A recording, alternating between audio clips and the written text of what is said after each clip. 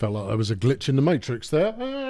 Probably not. Hello, good evening. It is getting towards that time. What time is that? The big, long end of season stream, including the bowl and the play. It's Jeff, everybody. Look, he's here already. He's about to be escorted off the desk unless he chills out immediately.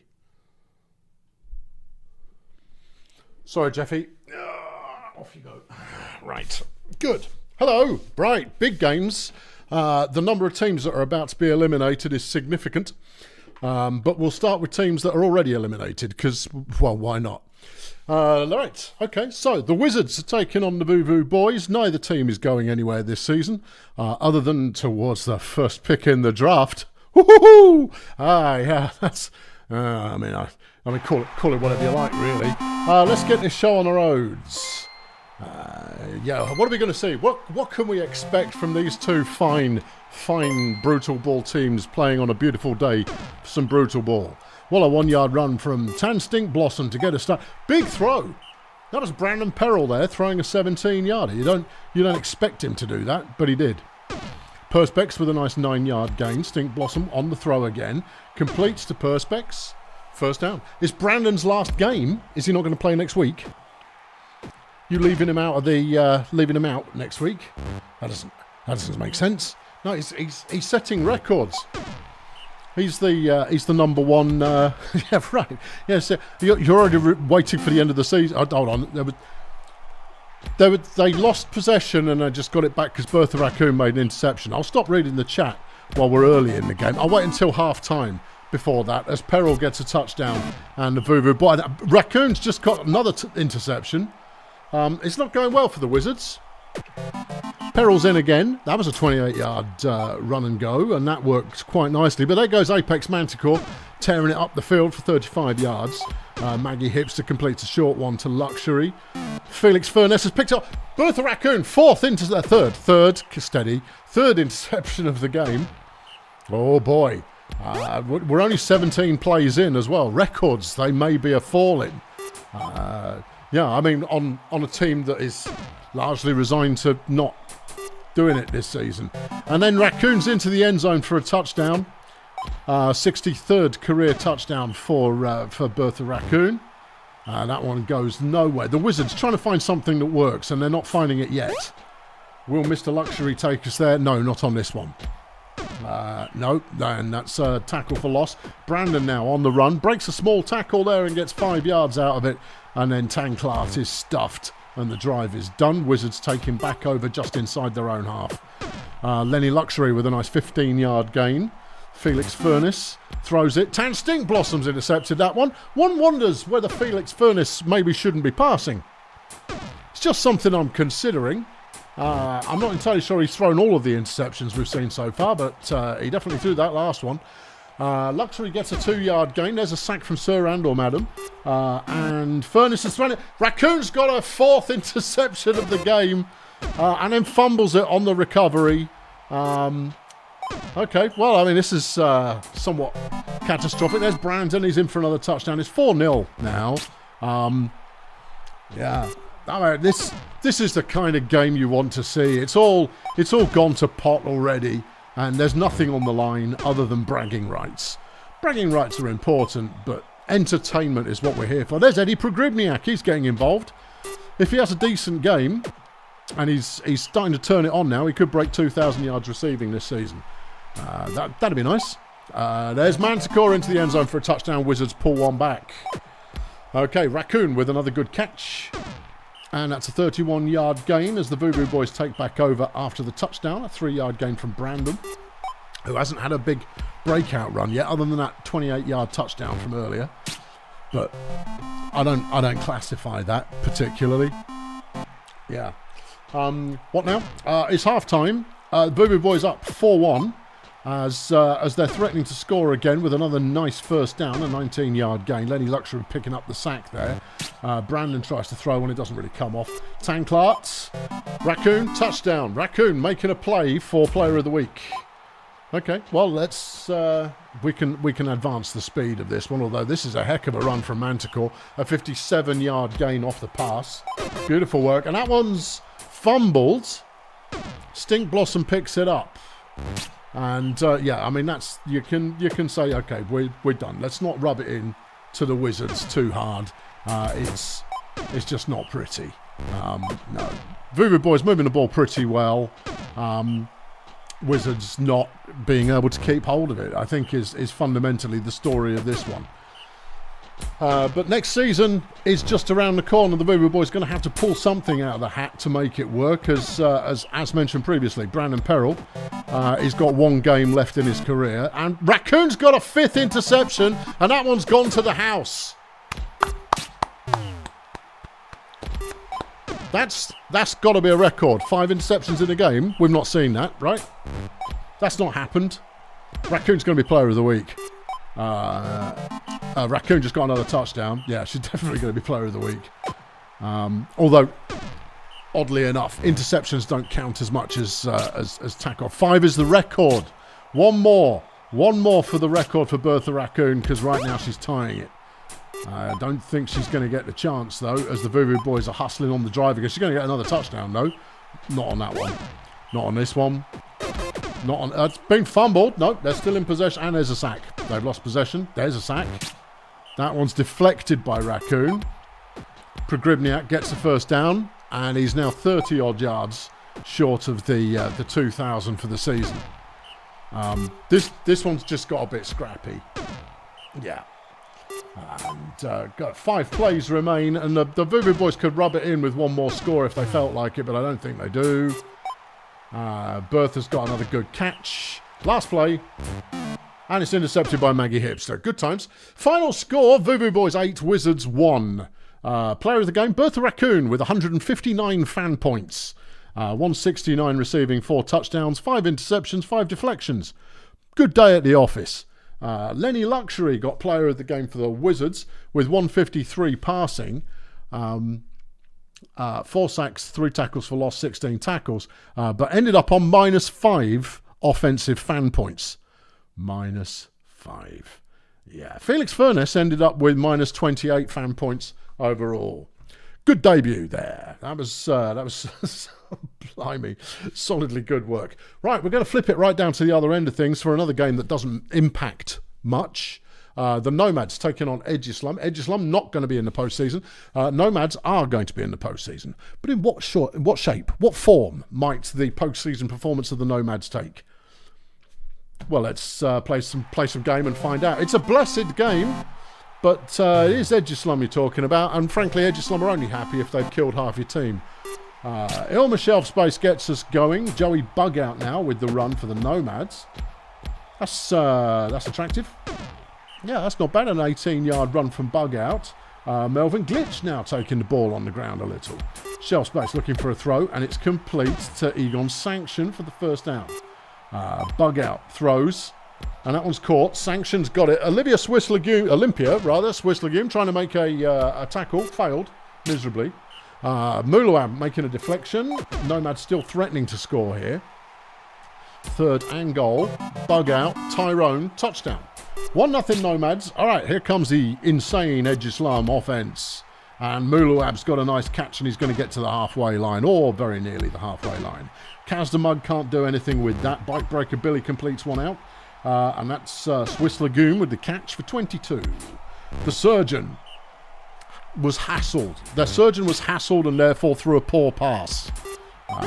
But, I mean, that's just life. Swiss Legume, though, picking up the first down. This is a Flippin' X Surgeon General. That's a tree man running for 12 yards and a touchdown. That is something you just don't see because it just doesn't happen. Melvin Glitch picks up 23 yards as the Nomads take it back the other way. Joey Bug out with another nice run. 15 yards picked up there. Glitch throws. It's caught by Sanction for a first down. It's going nicely. Yeah, Sanction again. Basically just kicked Kazdamug out of the way to pick up 15 yards, and it was a touchdown. And there's Tyrone. He's going into the end zone again. Now we are on a blessed field, so Tyrone's starting to feel a bit lively at this point. We'll see. I mean, he's a big lad, so how lively he can get is anybody's guess. Tyrone there coming up with a sack. And on 3rd and 12, just short of the first down marker, the Surgeon cannot complete a long enough pass. Tyrone with the ball after a catch again. Yeah, he's broken some tackles and then fumbled it. What a clown. Tarquinius Bangfish picking it up and taking it back the other way. Electrosports now with the possession. Joey Bug out with the deflection. Shelf Space are going to try and run it on first down. Not a lot happening there because the Nomads have taken over after the third down. I got a bit distracted and I lost track of exactly what was going on, but I'm pretty much certain I covered it. Glitch gets inside the 5-yard line and the Nomads are threatening to score again. Bug out, couldn't be tackled and he's in the end zone. 3-1 Nomads. Demug picks up 11. There goes Tyrone. No, not Tyrone. Yeah, the other one. Oh, the Surgeon. The Surgeon. Yeah. No, Electrosports still rolling. There's signs of life in this offense, you know. Signs of life. There's not many signs of life in their ability to tackle, but in the offense, oh yeah. Oh yeah. Violence and a lack of tackling are not things you would normally anticipate went hand in hand, but apparently that is the case. Bike breaker to the end zone. Olympia Swiss Legume pulls one back. It's 3-2. Nomads have the lead. As mentioned at the top, Electrosports, the result really doesn't matter for them. The Nomads, the result might matter as Melvin Glitch gets himself injured by Angus Sleep Bunsen. Cole Warehouse has subbed in for the Nomads. Tyrone on another tackle breaking run picks up 34 yards after the catch. Warehouse looks for a throw. Well, and he threw it, to be fair. I mean, mission accomplished. He didn't manage to find a receiver, but... You know, Tyrone's got a ball again and he's forced out of bounds, but it's good enough for the first down. He was thinking, oh, big money yards coming up. But no big money yards coming up because he was shoved out of bounds. But he's got himself another touchdown, which means that this half he's going to be, you know, more problematic. The Surgeon looks for a pass and Mulawab's got another nice catch. You put some stamina in Mulawab, he could be an issue all of himself.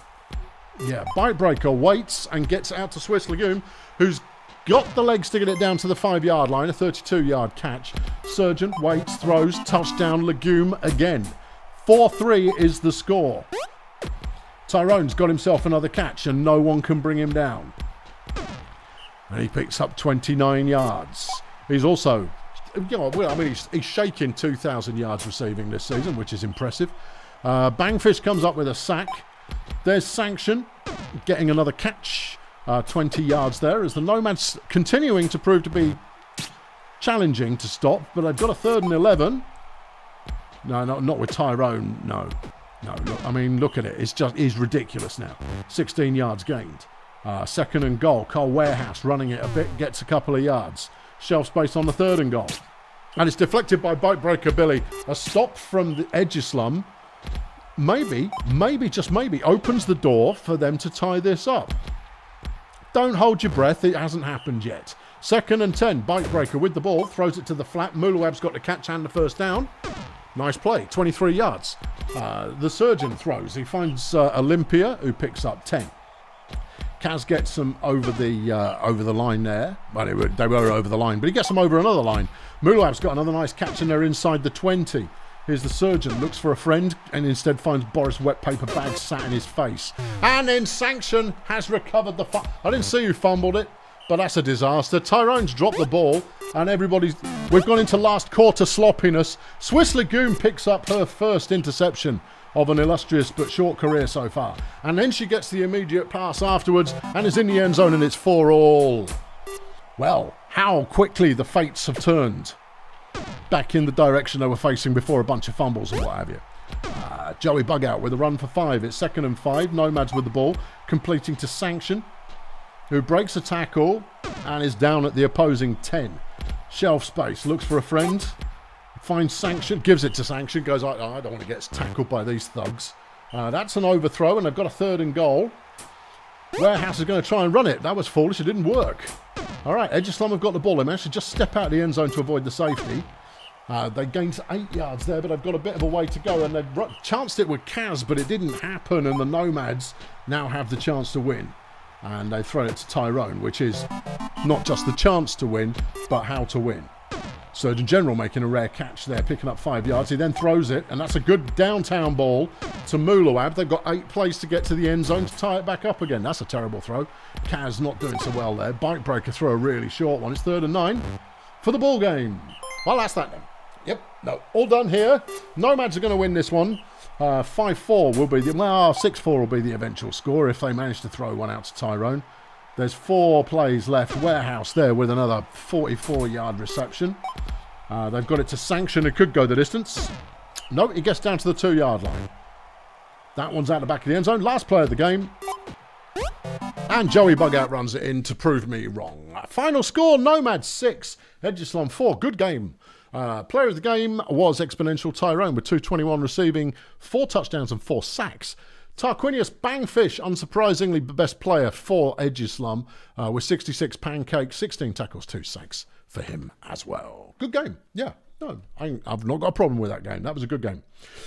Okay, flip it up. The next one that doesn't matter, Grazer Ridge versus Stardoze. I mean, obviously, there is a small amount of it matters, but only in terms of bragging rights. Grazer Ridge going through to the playoffs already. Stardoze are not going through to the playoffs at all. So, draw conclusions as you might. Stardoze are going to start us off. It is a beautiful day for some Brutalball, and that's how we like it. Marlin Simulator runs on first down, picks up 6 yards. Here's Judy Treatment. Oh yeah, Stardoze are putting in players you've not necessarily seen so much. And King Starsinger coughs up the possession, and Grazer Ridge take over. Carl Cohort looks, finds, Rubinho's got a catch. It's a 3rd and very short, and Martin Jackhammer's gotten the first down. Hogwash finds a very short pass completion. I didn't see who caught it. Not that it really matters, the ball's still moving. Jackhammer gets the first down to the inches-yard line. They try and run it in. It doesn't work. Cohort has it intercepted by Engelbert Loudmouth. And Stardozer make a stop in the end zone. But then it's an interception by Nigel Prison, and he's taking it into the end zone for a pick 6. So, I mean, fundamentally, that turnover accomplished nothing. It just put a stay of execution on that first touchdown coming through. Starsinger runs for a 2-yard gain. It is Stardozer in possession right now, and they've got a 3rd and 7 from the opposing 48-ish, and they didn't convert. Hogwash with the run on first down for Grazer Ridge, and it's a good run. He gets 17 yards. Cohort decides to try the same thing, and he gets 0 yards. Conclusions you can make from that kind of performance. They throw the ball out to Nige Prison, and he's going to rack up some yards. He's not as quick as he used to be, but he's still a threat with a 35-yard gain. They're now on a 2nd and 9, and that one's gone to Rubinho, who's into the end zone for the touchdown. 2-0 Grazer Ridge. Simulator getting the ball on first down, gets 5 yards. Judy Treatment looking for a friend, and she finds an 8-yard gain. King Starsinger throws complete to Simulator, who was just sat in the middle of the field going, no one seems to care about me, throw me the ball. Simulator now throwing it again. Starsinger with the catch, and this time his lack of speed hadn't slowed him down too much. They managed to get somewhere, and Loudmouth gets himself a touchdown, 30-yard gain. Engelbert Loudmouth pulling one back there for the Stardozer. Cohort's running it up the field for Grazer Ridge and gets a first down. Jackhammer throws, and there's Nige. He's been covered by Loudmouth, and Nige has got the pace. He's a little slower than he used to be. Yeah, I know, we've done that. All right, okay. Still a threat. Yeah, I know, we've done that as well. Okay, 3rd down. And it's a sack. Grazer Ridge not looking that impressive at the moment. And I don't know, maybe it's me, but I don't think they're resting anyone. I think that this is the starters. That's another good catch by Loudmouth. Prison eventually makes the tackle, but that's 52 yards. Starsinger gets a 9-yard run, 2nd and very short, and that's in the end zone. Loudmouth's 2nd of the day, it's 2-all. Cohort on a 2nd and 11 throws it away. Here's Martin Jackhammer on 3rd and 11. And that was complete to Rubinho, who's strolling leisurely up the fields for 46 yards. Fine. Okay, Cohort on 2nd and 10 throws one away. What's going on with Carl Cohort? He's better than that. Don't know. But they once again crash out on 3rd down. Stardozer have the ball back, and Loudmouth is having a game of his life right now. That's another 12 yards gained. There's a bit of a fumble, but they managed to pick it up themselves. Stardozer retaining possession. Starsinger completes to Loudmouth. He's going to get a 50-yard gain here. 55-yard gain. He's on the cusp of 200 in this one. And he's got it now. That's 202 that takes him to. So it's half-time. Stardozer have the lead. I know. Yeah, I mean, where was this the rest of the season? Have Grazer Ridge passed their best? Did they ever have a best? Well, the game's not over yet. Cohort there just picked up a 30-yard receive and go, and he did. And they've now thrown one out to Nigel. He's going to get down, and no, he's going to score. There you go. Nigel Prism tying it back up again, 3-all. Star Singer gets a 7-yard gain. Treatment. I'll tell you something. This team looked ropey early on, but they're looking all right now. David Onions making a catch. He picks up 38 yards. Loudmouth has got another one, and it's another touchdown. That's his 4th of the game, otherwise known as all of the touchdowns in this game. Engelbert Loudmouth just having a career day. The rookie making it work. Well, I mean, largely he's making sure that he's going to get a starting role next season. Josh Rubinho with a nice catch gets 42 yards. Hogwash now on 1st and 10 is sacked by Violet Fellers, who's got her first career sack. Oh, it's nice to see someone's first career something at this late stage in the season. Didn't we see someone's first career interception in the last game? I don't know, we might have, but I've forgotten it. So, you know, who knows? Jackhammer throws. Rubinho drops the ball, and Stardozer have a chance here to go 2 up, which, no, never mind. They've thrown an interception to Rubinho, and that's that dream dead. Yeah, I mean, it's floundering. That said, Nigel just dropped the ball. It's 3rd and 9.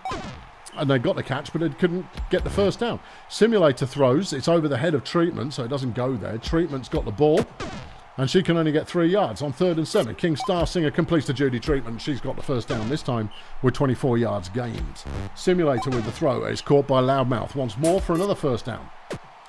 That one was not a good throw, and it wasn't a catch. But there's another interception. That one was falling way short. Jackhammer managed to make the catch. And Grazer Ridge once again in possession. But Rubinho's dropped the ball. What's wrong with you people? It's like you're not putting any effort in. There's still an audience here. The game might not matter. But, you know, this is entertainment in a sports manufactured kind of a... That's another interception. Jackhammer's picked off his 2nd in this game. Just don't throw to that side of the field. It's not working. I suspect that's where David Onions is lining up. Because you want to get to David Onions. He's a heck of a receiver. But it's not paying off. And Grazer Ridge have gone 3 and out again. There's only 14 plays left in the game. And this time Onions gets the catch. And he's got a 19-yard gain. Treatment runs for a couple. Star Singer has that one deflected. It's 3rd and 8. Simulator gets it to Loudmouth, who gets the first down. Chew up a couple more plays here, lads, and you've got a win. Star Singer waits, looks, sacked by Cohort. 3rd and 13, and it's picked off by Cohort. And there's 7 plays left, and Grazer Ridge have the ball. Trailing by just 1. Loudmouth with a deflection. Cohort completes, but it's an immediate tackle. There's 5 on the clock, and Rubinho's got him another first down, and there's 25 yards to go. Okay, that one's flipping heck. How did he get out of that? Ethan Hogwash there emerged from a pile of all the players to pick up a few yards. 2 plays remaining, and Rubinho's down at the 2. This is it. And Stardozer get themselves a win. Well, I mean, Stardozer have won games this season, but that, I would say, was possibly a feather for the cap there. Star player in this one was Engelbert Loudmouth, 99 fan points in the 4-3 victory, Stardozer over Grazer Ridge. 257 receiving, 4 touchdowns, 4 deflections, 1 interception. For Grazer Ridge, Martin Jackhammer with 60 fan points, 243 passing, 1 touchdown and a couple of interceptions. No tackles made by Martin Jackhammer. It's just not his... it's beneath him. He doesn't do it. Good flipping game. Couple of good games already in this one. Couple of good games. Right then, what was that? That was one team versus another one. Right, so let's do that again with another team versus another one. Right, that one, Port Miggins versus the Minstrels, consequential. Lingo Blend versus the Marsupials, consequential. Sports Ball versus the Pathfinders, inconsequential. Sports Ball are already going to the playoffs and they're already getting themselves a bye week in the process.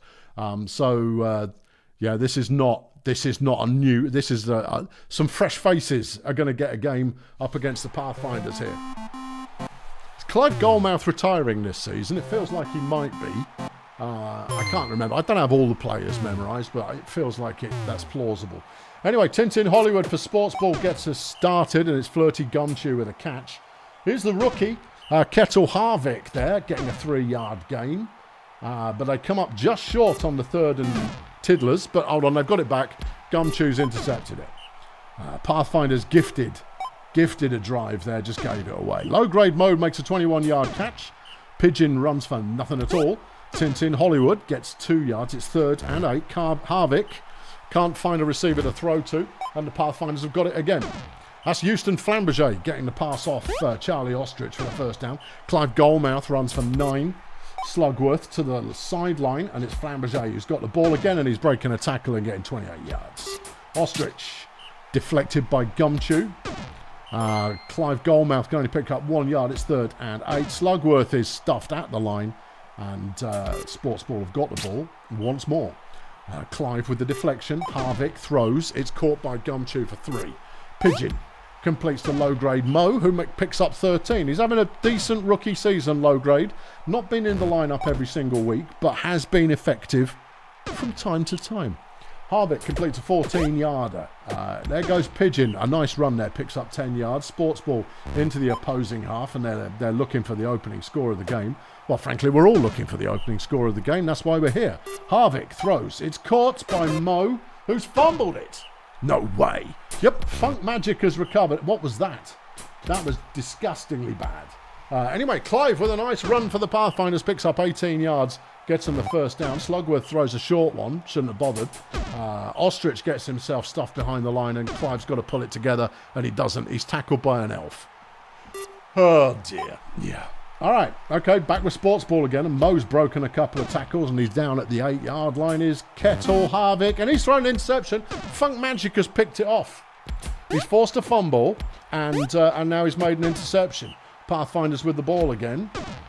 Clive can't get there. It's 3rd and 2. Marsha Slugworth just throws it into thin air. Okie dokie. Yeah. Right, yeah. As you were. Gumchew makes another catch. 9 yards gained there. Here comes Pigeon. That's a solid looking run. Yeah, a solid 16-yard gain there for Rowboat Pigeon. Here comes Tintin Hollywood, picks up 4. 2nd and 5. Harvick, 1 whole yard. Pigeon down at the 2-yard line of a 1st and goal. Tintin can't get there. What's Kettle got to say? He's got to say there's low-grade Mo, and that's a touchdown. It's 1-0. Okay, Pathfinders with the ball back once more. As we said, the Pathfinders are just not functional at the moment. They are arguably one of the teams that need the most reorganisation in the league. It's not a judgment on them. That's just to say that there are some teams that are and there are some that are here, right? And that's the they threw an interception at the 2-yard line. Bunch of plums. Yeah, I can see that they were looking like they were scoring while I was dissing them. And then they threw an interception while they were in scoring range, and therefore my diss stands perfectly. Half-time rolls around and it's 1-0. Yep, good. Tintin picks up first down for Sportsball. They're still in their own half at the moment. Harvick has that pass deflected by Shafter. Rowboat completes to Gumchew. I'm not sure Gumchew's ready for prime time, but she's putting in a good game in this one. Hollywood runs for 2. Here's Harvick. Gets it out. Gumchew's got it again. Good couple of evasions there. And fumbles it into the hands of Tintin Hollywood, who takes it for the score. Okie dokie. Come on, Pathfinders, get it together. You're a big disappointment to me and your mother. Flamberger managing to get a 26-yard gain after a couple of broken tackles. Ostrich gets himself stuffed behind the line. Goldmouth can only pick up 1 yard. 3rd and 11. Here goes Slugworth. Never mind. Marsha Slugworth there picking up a whole yard, and it wasn't enough. Back to Sportsball once more. Yeah. Rowboat does nothing. Yeah. Hold on. We're back with Pathfinders again, and they look like they might score. Well, we've been here before. I believe nothing until it happens. 2nd and goal. Slugworth out the back of the end zone. 3rd and goal. Charlie Ostrich. And he's got a touchdown. It's 2-1. There's high drama waiting to happen in this game. Okay. Pope Lorenzo came up with the sack. Just saying, it's another name that I hadn't mentioned yet. Hold on, what happened there? I guess they went 3 and out. I didn't see anything more dramatic than that. Pathfinders have the ball back again. They're in the opposing half. Dirk Shafter gets them a first down. He's usually quite reliable, Shafter. He must be being covered by a decent player. Yeah, low grade's got him covered. Ah. Yeah. Flamberger's in the end zone again, though. It's Tintin's last season. Oh, well, that's nice. He's getting to play, which is good. And I've got Jeff up my nose. It's 2-2, incidentally, and there's only 22 plays left in the game. Anything could still happen and might. Pigeon runs for 2. It's 3rd and 5. Hollywood gets the first down. Harvick seeks out low-grade Mo, who breaks a tackle inside the 5 and into the end zone. 18 plays left. Pathfinders with the ball. Sports Ball are up 3-2. 3rd and 9 now. Slugworth is sacked. Brad Adidas coming up with that one. And that could be the end of times. Well, end of game anyway. There's 13 plays left. That's the first down. Sports Ball easily within scoring range again unless they completely foul this up. 2nd and 6. Harvick. End zone. Mo. 4-2 is the score, and that's the end of that then. Yeah. Flipping. Jeffy flipping hair. Causing my schnoz to go all flipping de-schnozzed. Disappointing game from Clive Golmouth. 12 carries for 80 yards. You expect more of him. He's only little, but he is resilient in that regard. They might score again, though. Clive gets nothing from that one. 2nd and goal. Slugworth gets close. 3rd and goal. Ostrich. Touchdown. Shafter. 4-3 now. Well, you need a turnover on this play. It's not going to happen. It's not going to happen. There goes Gumshoe for the first down. And on the last play of the game, Rowboat Pigeon is sacked by Funk Magic. Final score, Sports Ball 4, Pathfinders 3. Player of the game was Pope Lorenz of the Pathfinders with 59 fan points. 2 sacks, 1 tackle for loss, 15 tackles.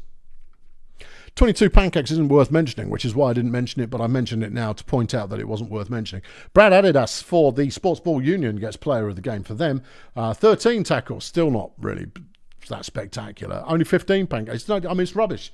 Bad performances. All of you go back to school. Right. Good. Right. Who's next? Well, we're looking for more lack of consequence games. Right. We know that... Are the beekeepers clinging to survive? I don't think they are. I think they're history. So we'll do the beekeepers Volcamoose next. Who's playing? Well, Volcamoose have brought their A team. So the beekeepers. So it's anybody's guess, frankly. The beekeepers looked like they could make the playoffs at one point. Then they didn't. Volcamoose looked like they were going to make the playoffs from about week 2. And now they're making the playoffs. Viking for the Saints gets the ball first and doesn't get anywhere. But Spangles Hunkerdome has got it on the second play and is still going. He's got 41-yard run there. Crimp Inquisitor throws it. It's Erlen Dickberg with the catch. And the beekeepers having some trouble making tackles count. Viking throws Dickberg. Caught. Touchdown. Lovely. That's a sack from Felipe Flexin. Hank Massive on 2nd and 13. Managed to pick up 4 yards. Dirty Woods has the pass deflected by Slot Ridges. And the Saints have got it back again. Okay, Hunkerdome on 2nd and 10. And he stopped at the line. Inquisitor, 3rd and 10. And that one's caught by Ridges for 11 yards. Saints retaining the ball. Woods making a nice deflection there on first down. Hunkerdome can only get 2. Inquisitor. And that one's deflected by Woods once more. And the beekeepers have got it back. Deflection there from Dickberg. And that's Erlen Dickberg's 100th career touchdown. Deflection. Oh, all right. That's less exciting. Hey, look, it's a stat and he's done 100 of it. Yeah, all right. Golf clap. 3rd and 11. Inquisitor throws. Caught by Ridges. And there's not a beekeeper in sight. Apart from Mini Sabotage, who arrives too late. A 43-yard touchdown. And that's 2-0 Saints. Okay, 2nd and 10. Woods with the ball. Overthrows Mini Sabotage, who almost had it, but didn't. Ezra Custard, though, making a catch. Gets 28 yards on the 3rd down. And that keeps the drive moving. 2nd and 9. Woods on the run. He only had to break 2 more tackles, and he would have been... Hold on, never mind. Erlen Dickberg's made an interception. Beekeepers drive ending in somewhat disappointing times. Dickberg making another catch. Breakout game for Erlen Dickberg. He's had a few. But that's a touchdown. 3-0 now. I mean, this is not surprising situation that we're in here. Ezra Custard gets a 46-yard gain. Hank, who has yet to have a good run in this one, didn't have a good run there either. O.T. Freemason on a 3rd and 5 has it deflected by Ridges, and the Saints have got it back again.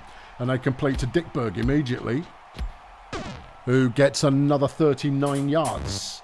That one's overthrown. 2nd and 10. Inquisitor tries to run it and does for 5 yards. I mean, that's all right. Yeah. Dickberg's got himself another catch. It's the Erlen Dickberg show. It is. Spangles, another good run from him, and that's a 7-yard gain. Inquisitor to the end zone. Slot Ridges makes it 4-0. There goes Mini Sabotage. She's picked up the first down. She's into opposing territory, 44 yards. Hank has got the most yards he's got on any play so far in the game with 8. Woods is now trying a bit of a run as well. He picks up 9 just to rub Hank's nose in it. Oti throws a short one. Hank's got the ball and that's a touchdown. And the Beekeepers pull one back. Is this a change of pace? No, probably not. Dickberg gets another 11. He's up to 147 yards receiving in this game as Hunkerdome takes off on another run for getting 20 more yards. Dickberg gets another 15 on his receiving tally there. He's got another few here as well. Yeah, that's another 13. Keep racking them up, son. Yeah. There goes Spangles on the move again, and he's down at the 2-yard line. Saints looking for their 5th, and they have it. Okay, yeah, sack on the first down. Hank tries to run up the middle, and there's really nowhere for him to go. Woods tries the same, and that didn't work any better either. Half-time has rolled around. 5-1 is the score. The Saints, perhaps unsurprisingly, comfortably in the lead. 3rd and 10. Inquisitor completes to Dickberg, who evades the sort of half-hearted tackle there from Hank Massive that didn't really come off. When are we hitting the accelerator? Oh, if this drive ends in a score. Right, there you go. Yeah. 6-1 is the score. The Beekeepers outmatched. I think you'd have to be significantly optimistic to have suggested that the Beekeepers were going to be competitive in this one. The Saints really are that good. You know why they're that good? Chris Biscuit. Yeah, we haven't heard from him in this game, but he's in it. Yeah, he's making a mess of the line. There you go, just got a sack. There you go. And another one. Okay, yeah. Yeah, two back-to-back sacks from Chris Biscuit. Speak his name, and he appears behind you and sacks you. Viking throws a first down. Dickberg's got it. Hank's just made an interception, and he's going to try and take it to the house. He doesn't quite get there, but he got down to the 10-yard line. They're now back at the 15, and it didn't work. Yeah. Okay, Slop takes off. That's another 36 yards. Slop Ridge is over 100 in the game. Dickberg now on 253 receiving yards, just in case you were wondering, what random number that could be. Maybe it was his favourite Chinese man. Hold on. Hank's just made an interception in the end zone. Wow, the humiliation has... it's a flipping heck. Biscuit just gets his 3rd sack, and the Saints take back over again. Dickberg pushing for 300 in this one, although Ridges is now starting to get more of a share of the catching duty, as the Saints make it 7. Yeah. Felipe Flexin has just picked up a sack as well in his last season. Saints have got the ball back again. There's only 4 plays left. The misery will end soon. 290 yards receiving for Dickberg as Ridges makes another nice gain. And Kremp Inquisitor rounds it off with another touchdown. 8-1, the final score. Star of the game, Erlen Dickberg, 290 yards receiving. 3 touchdowns, 3 deflections, and interception. Star player for the Beekeepers, Hank Massive, with 58 fan points. Not a lot of offensive yardage. He did get a touchdown, and he got 2 interceptions. Chris Biscuit ended with 72 pancakes, because I know that we like to see the big pancake numbers, and that was Chris Biscuit getting 72 of them. Not a surprising result there. Okay, right. Another inconsequential game, please, if you don't mind. Failurewood versus the Raiders? No. Because the Failurewood result... No, I think Failurewood are in. They're probably in. I think they are in.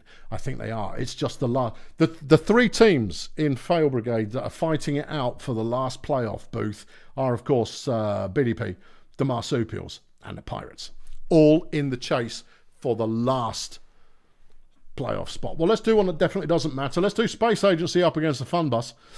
The result of this is going to impact absolutely nothing at all. Colonel Space Agency already going to postseason the Fun Button.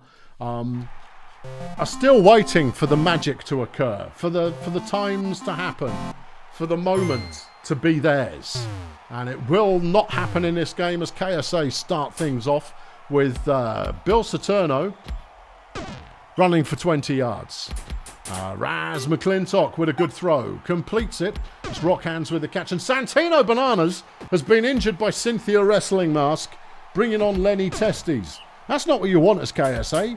Your star defensive lineman, who really doesn't belong to you in the first place, coming up with good works. Anyway, they got a touchdown, and Rojas has got a first down for the fun bus as that heads back the other way. Tommy Keys gets knout. DeCaro throws. Keys with the catch. Lovely.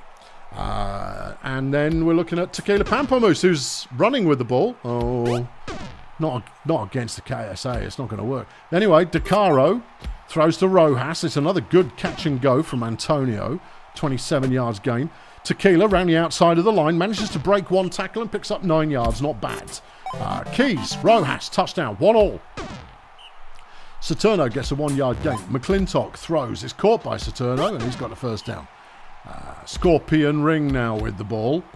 And that's some mighty running from Scorpion. Picks up 16. Here comes Saturno again. He only gets one this time.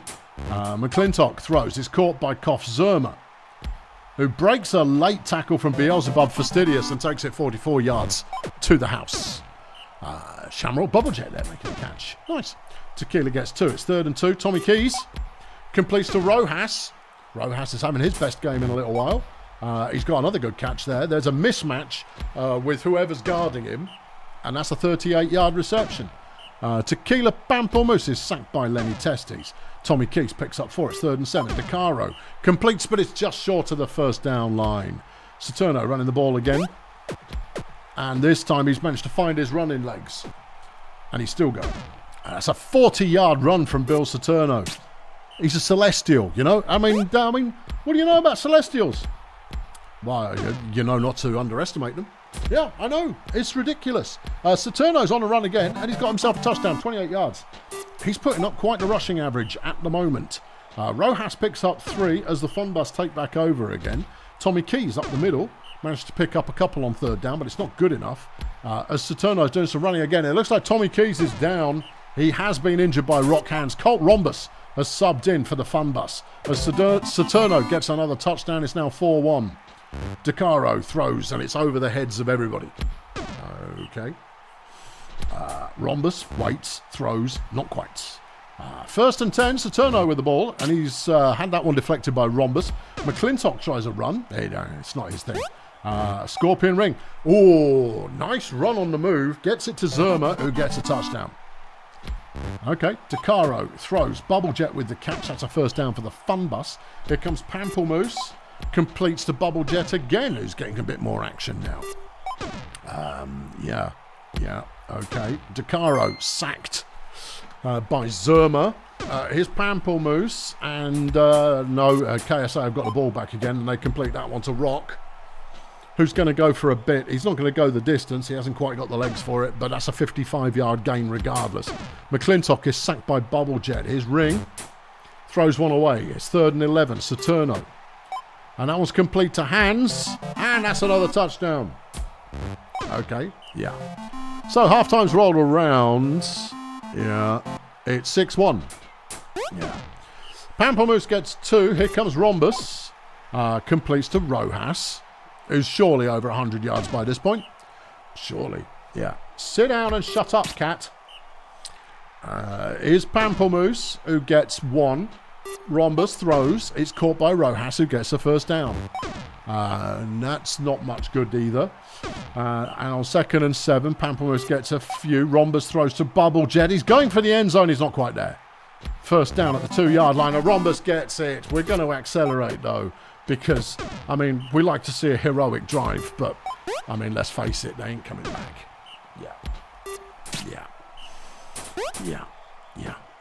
Saturno, another 17-yard gain on the ground there. It's got to be the combination of the legs and the blocking. What, like it is for everybody? Like it is for everybody else. Yeah. Zerma with a nice catch gets a first down, 24 yards. Plums makes a deflection from the line. 3rd and 7. And that's no good. Funbus have got the ball back again. KSA seemingly struggling to extend their lead. They've got enough of the lead. They don't need to worry about it. Yeah. We're still going here. Yeah, I know. Rojas with another nice catch. He's got 104. No, that's passing yards. Oh, okay. I need to see how many yards he's got. Well, wait till the end of the game. You'll find out. He's probably going to be the best player on the team. You think? I'm not so sure he will be. Scorpion Ring with a goes nowhere kind of a run. Saturno goes nowhere on that run. But then they throw it out to Hans, who gets him a 25-yard first down. Ring gets himself 16 yards. And there's the other touchdown we were waiting for. 7-2 now with just 8 plays left in the game. Rhombus there with that completion got himself to 1,300 passing yards this season. Bubblejet with a nice effort there, but it's all too little too late. But this is a result. It's another touchdown. A result that is not unexpected.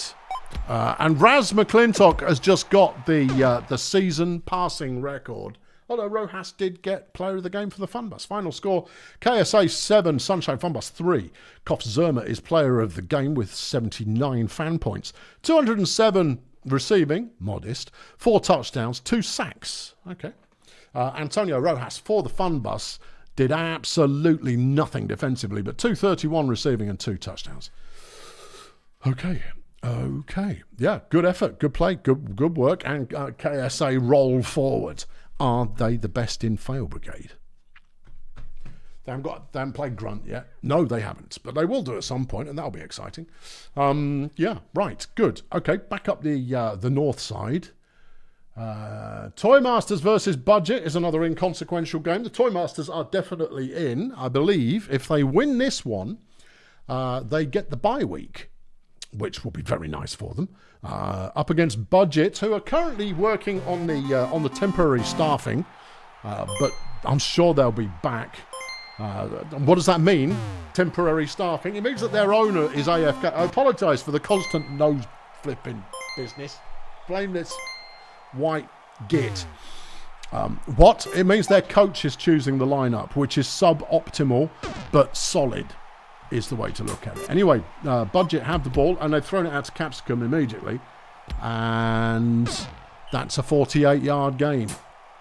Capsicum Disco over 10,000 yards receiving in a career. As Beeman Hurricane gets the opening touchdown of the day on what is a very warm day. And the Toy Masters have taken possession. 3rd and 4. Kenny Respect. He throws it. It's caught. 6 yards. Drive continues. Scrag throws one out to Bossman, who's past the halfway line, and that's a 34-yard gain. Underworld can't do anything on first down, and Respect runs it a bit and gets a bit. 3rd and 5 Vitamins, complete to Bossman for 9. Underworld throws, it's Benny Sausages with the catch, and he gets 4 yards. Respect throws, Sausages again, touchdown. Okay, yeah. Snowman gets a 7-yard gain, 2nd and 2. Hurricane completes to Fenchurch Stochastic. There are a number of weapons on this Budget team. They could anytime Budget could break out. You know, aren't they the team who've been more heavily murderated by injuries than anyone else? Might be, but Benny Sausages just made an interception there for the Toy Masters, and they're back in possession again. But that's a massive overthrow. It's 3rd and 10. Respect completes to Bossman, and he's going to get the first down. No, I don't care. You've had your chances. You've blown them all by being a git. Yeah. What's happening? It's 2nd and 11. Toy Masters in possession. Scrag with a good run. And he's down at the 2-yard line. Justin Underworld to the end zone. Bossman touchdown. Okay. Hurricane on 2nd down for the roadies. Gets a 9-yard gain. Viscount Heat looking for the rest of the yards. Could have just fallen over the line there and got the first down, but instead threw the ball to the middle of nowhere. But Scrag's just done the same thing. No, he didn't. Someone else did. Someone else just did the same thing. Anyway, Bossman with another catch breaks a tackle. He's down at the end zone. Okay, 3-1 Toy Masters. Harry Snowman on a convincing run on first down for Budget. Beeman throws it. It's caught by Snowman, picks up 4. The Viscount gets nothing. 3rd and 5, Snowman again. And he doesn't manage to get them the first down. Toy Masters take back over. Underworld has got it. and gets a 28-yard gain. Underworld again with a throw, and that's nothing doing. Respect throws out to Bossman. Yeah. Claire Bossman, 33-yard touchdown. Third of the game. Well, gracious. Yeah. Oh, now they're throwing it back to Capsicum again, who gets 24 yards. Hurricane gets himself sacked by Dave Caustic. His Viscount Heat throws it. It's deflected by Sausages. Harry Snowman swerving a bit through the middle. Gets only 4 yards, and the Toy Masters have got it again. Has to be said, the Toy Masters team this season, coherent. Yeah. A lot of the heavy lifting is being done by Clet Bossman, but the team, as a team, are playing very well together. Scrag gets a couple on second down, leaving Justin Underworld to Bossman. Touchdown. 5-1 the score now. Yeah. Hurricane is trying to find somewhere to go and only gets 3 yards. Half-time rolls around and the Toy Masters are up 5-1. Here goes Viscount Heat, and that's a nice piece of running. Gets a 16-yard first down. Harry Snowman looks for and finds Capsicum Disco. Hard not to find Capsicum Disco. He's like 14 feet tall. Got Capsicum again, and that's a touchdown. Budget pull one back, 32 yards there. The immediate throw to Bossman gets him 19. Bossman 9 catches for 187 in this game so far. Respect, Bossman again. Breaks 1, 2, 3 tackles, 31 yards. 2,200 yards receiving this season, but Stochastic has just intercepted it. Well, I was about ready to accelerate the game. You can if you like, but you might have to slow it down again. Snowman throws a 41-yarder. Caustic comes up with a sack, 2nd and 13. Heat. And that one's deflected by Benny Sausages. We'll accelerate it if this doesn't work. It didn't work. We're accelerated. We might go for 1 notch less than full acceleration, because this one is not yet chiseled into stone. Greg with a 25-yard pass. Sausages making a nice catch, gets 17. Stochastic deflects one. Bossman with the touchdown. 6-2, 30 plays left. Yeah. Budget. They look good, but you know they need a hand on the wheel and another one on the handbrake. And that way they can do it like a bit fast and furious around the corner. They stalled out again, and the Toy Master got the ball back again. Bossman gets 26 yards. Respect gets the first down on the ground. Actually, that's an interesting thing. The Toy Master's ground game really hasn't done anything in this one. Their aerial game, though, magical. Yeah. 3rd and 5. That one's caught by Disco with a nice piece of catch. And there's 21 plays left. Budget, trailing by 5, have fumbled the ball into the hands of the opposition. Bossman's made another catch, look. Yep, another 40 yards. That's just sick. Benny Sausages gets the touchdown. Okay, yeah. Snowman, nothing on first down. A deflection from Sausages on second down. That one's caught by Stochastic, but she's tackled short. And we're heading back again. The Toy Master's taking possession once more. 3rd and short. Respect runs it for the first. Here's Scrag. And he was covered. Whoever he's throwing to there, just so much coverage. So. Oh, Kenny's run it for 1,000 miles. Beeman Hurricane. That's a season-ending injury right there. Well, that's a career-ending injury because he's in his last season. Pretty sure he's in his last season. Beeman Hurricane, but he's done and dusted now. And Budget will lament it. One-time player for BDP until I got all elves off my team. Final score: Toy Masters 9, Budget 2. 400 yards, though, for Budget. That's not bad for the team that came in second. Clet Bossman, player of the game, 83 fan points, 341 receiving and 5 touchdowns. Surprisingly little on defence, given that he's a Congan. Yeah. No. Small F. Oh, okay, I might allow a big F. Yeah, because he's potentially done for his career. For the Roadies, Capsicum Disco, player of the game, 46 fan points, 220. Hurricane's only XP 5. Then forget I spoke. I'm obviously thinking, I'm thinking of Ivor Horn. He was the other one of the two of them that I yeeted at the same time. Right. Well, and in that case, Beeman's done for the season. Right. Yeah. What? Capsicum 220, 1 touchdown, 14 tackles. Thank you very much for that. Okie dokie. So that's another game done. All right. Let's have a look at the other end. Failure Sea Raiders. I'm not sure that that's inconsequential. Chef's Grunt is inconsequential. It certainly is. Grunt chasing the bye week. Let's go, Chefs. Come on, Chefs. Let's go, Chefs. Let's go, Chefs. Woohoo! Chefsy, chefs. Kill Tiger Styles as the first move. It's what I always do, but it doesn't really work. But we'll see. Tiger does take the ball on the first play, and he's going a bit. Yeah, 23 yards, in fact. Alundra Blood now on first and 10. Completes that one to Larissa Tornado. Flipping Tornado. Has no right being that good. No. Viv Crumble with the deflection. Let's go, Viv. And another one, Viv Crumble. Sticky Pierre gets a carry on for... I love Sticky Pierre. I think he's fabulous. Eva Composite, nice catch. Good 25-yard gain there. Disco Collins throws one to the middle of nowhere. Here's Pierre again. He's straight up the middle. Look at it. He wants it. 12-yard gain for Pierre.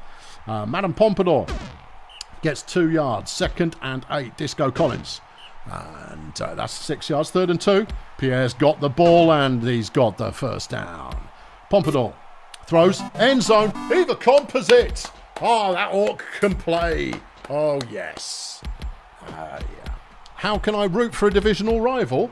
Because it's the Chefs, isn't it? Yeah. Tiger's still running, you know. Flipping heck. Someone tackle. Viv Crumble's been injured by Gendrich Grippy. I didn't see how long that run was from Tiger, but it was flipping ridiculous. Yeah, Viv's out. Yeah, I know. Only for this game. Should be back, probably. Tiger gets 8 yards on that one, and then Tornado with the tying touchdown. Pierre, go on, son. Gets 10 yards. Lovely carry. Madame Pompadour throws. It's Juan Summoner, who's now in the lineup, picks up a 27-yard gain. Disco Collins tries a bit of running, and he's no good at it. Pierre to the outside gets 1 yard. No one was there to take out the linebacker. Clowns. Summoner with another nice catch. What is it with Drakens named Juan? The others are called Julio. It's more or less the same thing. All right. Pierre, touchdown. That's the ticket. Sticky Pierre. If he can't do it, it's not sticky enough. Are you sticky yet? That's what the signs say. Gendrich Grippy there with a first down, 29 yards gained. He's coming up on his 2,000 in his career and the season. Same thing. I mean, and that's a touchdown. Okay. There goes Pierre around the outside of the line. He's got room to go. And he is going. Go on, son. Gets 34 yards. 7 carries, 70 yards. That's the kind of numbers that you want. Disco Collins with a good run as well. Gets a first down, 11 yards gained. Pierre. Not enough friends for Pierre. He only gets 4 yards. Pompadour decides to start running as well. Is this a triple Bastet running lineup for the Chefs? I love it. That's mental. Tiger with another good run. He's got 4 carries for 109 yards. That's disgusting. That shouldn't be allowed. Grippy with a good catch. He's shoved out of bounds with his 28 yards gained. Here goes Tornado. She's shoved out of bounds as well, and that brings up a 2nd and 1. Blood throws. Tornado with a touchdown. Not quite. Simple Simbill from inside the 1 yard line, and Grippy's got the end zone. And he's building a house there. Madame Pompadour tries some running, but it's no good. It's the 3rd and 11. Here comes Disco Collins, and that, no, it's just not, no. All right, Tiger's running again, but he threw it. Oh, everyone was expecting a swervy run from Tiger Stars, but he threw the ball instead. Yeah. Grippy, touchdown. Boo! Gendrich Grippy is not allowed. Pierre's making another belter of a run, 27 yards gained. He's averaging 10 a carry right now. Collins is sacked. Here comes Pierre again. He's not going to get there. Not with that amount of traffic. Half-time rolls around and it's 4-2. Yeah. Styles straight up the middle. No one's going to be able to tackle him. Nope. Is anyone going to be able to catch him? Yep, but he got 48 yards. 5 carries for 157. But the Chefs have just picked it off, and Disco Collins is proven to be quite quick. That's a very nice bit of interception and return. Pierre throws one out to Juan, and he's down to the 5 yard line. Pompadour throws it away. That looked good. I know. And that's intercepted by Styles in the end zone. I was going to say, if he had a little bit more energy, I could see Tiger Styles being the first player to do a 100-yard interception return. Anyway, that's another 42-yard run. 6 carries for 199. Over 30 yards a carry. It's sick. Yeah. It's like some kind of twisted joke. Anyway, they're going to score again. There you go. Grippy's got his 4th of the game. It's now 5-2. And the dream that was the Chefs is dead. However, maybe Sticky Pierre can throw us some razzle-dazzle in a moment. Juan with another first down. Here comes Pierre. He's trying to run it, and he got sacked by Georgie Cones for his time. That's not the way to go. Juan's broken away. He could make it all the way to the end zone. 5-3 now. This one is not done. Styles is stuffed at the line. Yes! Break both his legs and beat him with the wet ends. Larissa gets a 27-yard first down off the pass from Alundra Blood. There goes Grippy. Surprisingly, was tackled. That's not what I expected to see at all. 2nd and 11. Grippy's got to catch again. And Chad whiffed the tackle. I've seen Chad whiff a couple of tackles in this one. I'm not impressed. I wanted Chad on my team, but no. I want Chad and I want the Frenchman. I imagine Chad's probably for sale because he's not very good. He might be in the future. 2nd and 7. And Disco Collins caught a 3-yarder. 3rd and 4. And that one's a first down for sale. Why aren't we accelerating the game? Because I still want to believe as Pierre picks up 11. Pompadour throws and it's over the head of Pierre. Yeah. Chad tackle whiffer. Yeah. He's going to earn that name if he's not flipping careful. Anyway, Gendrich has got the ball again. It's going to be another touchdown, isn't it? Not this play. You sure? Fairly sure. Anyway, Alundra throws it. Grippy's got the ball again. And that's a 27-yard gain. And he's in the end zone. And that's a fumble. And Grunt have got it back again. Okay, yeah. Tiger throws it. Alundra gets sacked by Tobin Jocular. And Larissa's got a touchdown. This was close until very recently. It's not close anymore, though. Yeah. Oh, Caldo. Oh, yep. Rewind the game, Caldo. Rewind it. Yeah. It's a beautiful game. Full of... There he goes. Sticky Pierre. He gets another 18. Good lad. Loving his work. 3rd and 10, and he doesn't get anywhere this time. 7 plays remain in the game. Grunt have very much got this one under control. The disgusting Tiger Styles gets another 19 yards. Gendrich Grippy gets a 7-yard completion. Tornado does well. How do you stop all of these people? If you know, let me know, because I couldn't do it. No, they absolutely massacred me. And if anything, the Chefs have put on a better display than I did. Anyway, the final score, Grunt Auto Group 9, the Chefs 3. 700 yards plays 400. Gendrich Grippy, 114 fantasy points with 328 receiving, 17 pancakes, 7 touchdowns, a sack, and an injury inflicted. Madame Pompadour, 27 fan points. I know. That's one-sided. Have a team of 8 Steves. No, he can't do pass defence. But on my team, that's par for the course. No one could do pass defence on my team other than Daxter, and even then he can't be bothered to do it all the time. Right, let's flip it up the other end. What do we got? Ergman and Flex Steganauts. That's a big game. Hold on. Cheerio Blood Pit is not a big game. Oh, and it's a brutal field. Okay. The Bouncers are already into the playoffs, probably, most likely, almost certainly. Cheerio most definitely are not. In fact, Blood Pit are definitely in the playoffs. Okay, whatever. Here comes Clacton Express for the Bouncers. Completes to Anthony Pringles, who's got a very comfortable first down. He's got a couple of comfortable first downs and another one as well. That's a 55-yard game. Oh, nice. Mark Disneyland through the middle of the pack to the end zone. Does Cheerio just not tackle at all? Dave the Toast King ran that and got nowhere. The second one ran into Pete Brickwall. Toons Crevice got himself sacked on the third play. Oh, dearie me. Yeah. Dig in, kids. Disneyland gets sacked by Kerwin Half-Butter. That's more like it. Pringles can get only 1 yard. It's 3rd and 12. Clacton runs for the first down, though. 12-yard gain. Mark Disneyland throws. Is caught. And Ramiro Pleasuredone's in the end zone for the score. Dave the Toast King gets nothing. Pony Genocide up next. Gets sacked by Pete Brickwall. Toons Crevice is sacked by Glenda Bastard. Back over to Blood Pit again. And that's a completion out to Mark Disneyland. That's a 30-yard gain. Disneyland now running the ball. Fumbles it. Uncle Charlie has recovered the ball. Uncle Charlie is a player we haven't seen very often, if indeed possibly at all. Toons Crevice with a nice run, gets 7 yards. Dave the Toast King throws a completion, it's Party Boy with the catch. Pony Genocides to Crevice, throws, and it's incomplete. A sack from Rocky Melons. 1st and 10, bounces. And that's Disneyland with the catch in the first down. Disneyland were with the ball, and that was deflected by Carly Cola. Pringles, another meaty run, gets 16 yards. Clacton, and that one's caught by Pleasure Dome for 9. 2nd and 1. Disneyland, he's going to take it to the end zone. 3-0. Toast King, no. He's got 11 carries this season for 19 yards. At some point, you have to go, you know what? I don't think he's our guy. I don't think this is his job. No, if you're averaging 1 point something as your rushing average, maybe stop doing that. 2nd and 7, Genocide sacked by Pringles. Toons Crevice is going to get the first down with a nice run round the outside of the line. Cheerio continuing to maintain possession as the Toast King racks up a massive 1 yard.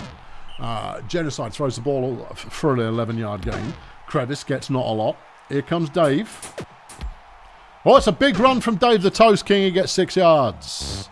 And that one's gone. Yeah. Okay, back to Blood Pit again. Clacton with the throw. And that one's dropped by Melons. Rocky Melons certainly in the running for Rookie of the Year, but I don't think he's going to get it. I don't think Melons is going to get it.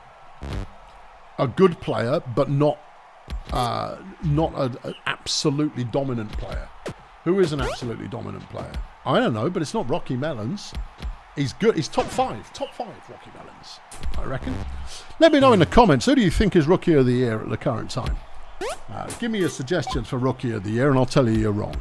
Ramiro Pleasure Dome, nice catch. He's still going, and that's a touchdown, 37 yards. 4-0 now, Blood Pit. Pete Brickwall coming up with another sack. Genocide throws a short one. Yeah, you're all skimming the site now, going, who's a rookie? If only there were a page on the site that listed all the rookies. I know. I wanted to put it together last week. I'll do it this evening for the update. I'll put a show me all the rookies page. That'd be useful, right? Actually, didn't I just do that? I might have done. No, I didn't. No, I put together the fantasy team for next season page. Incidentally, if you're watching this now, the game's over, right? Yeah, Blood Pit are going to win it. Yeah, next season, Fantasy Brutalball. Totally free to play. You don't need to own a team in the game at all. You just go to the website, pick your fantasy team, change it week to week, and earn points. And what do points make? Depends if I can be bothered to do prizes. That's basically all there is to it. But it'll be a lot of fun, and it'll give you more emotional involvement in the game overall.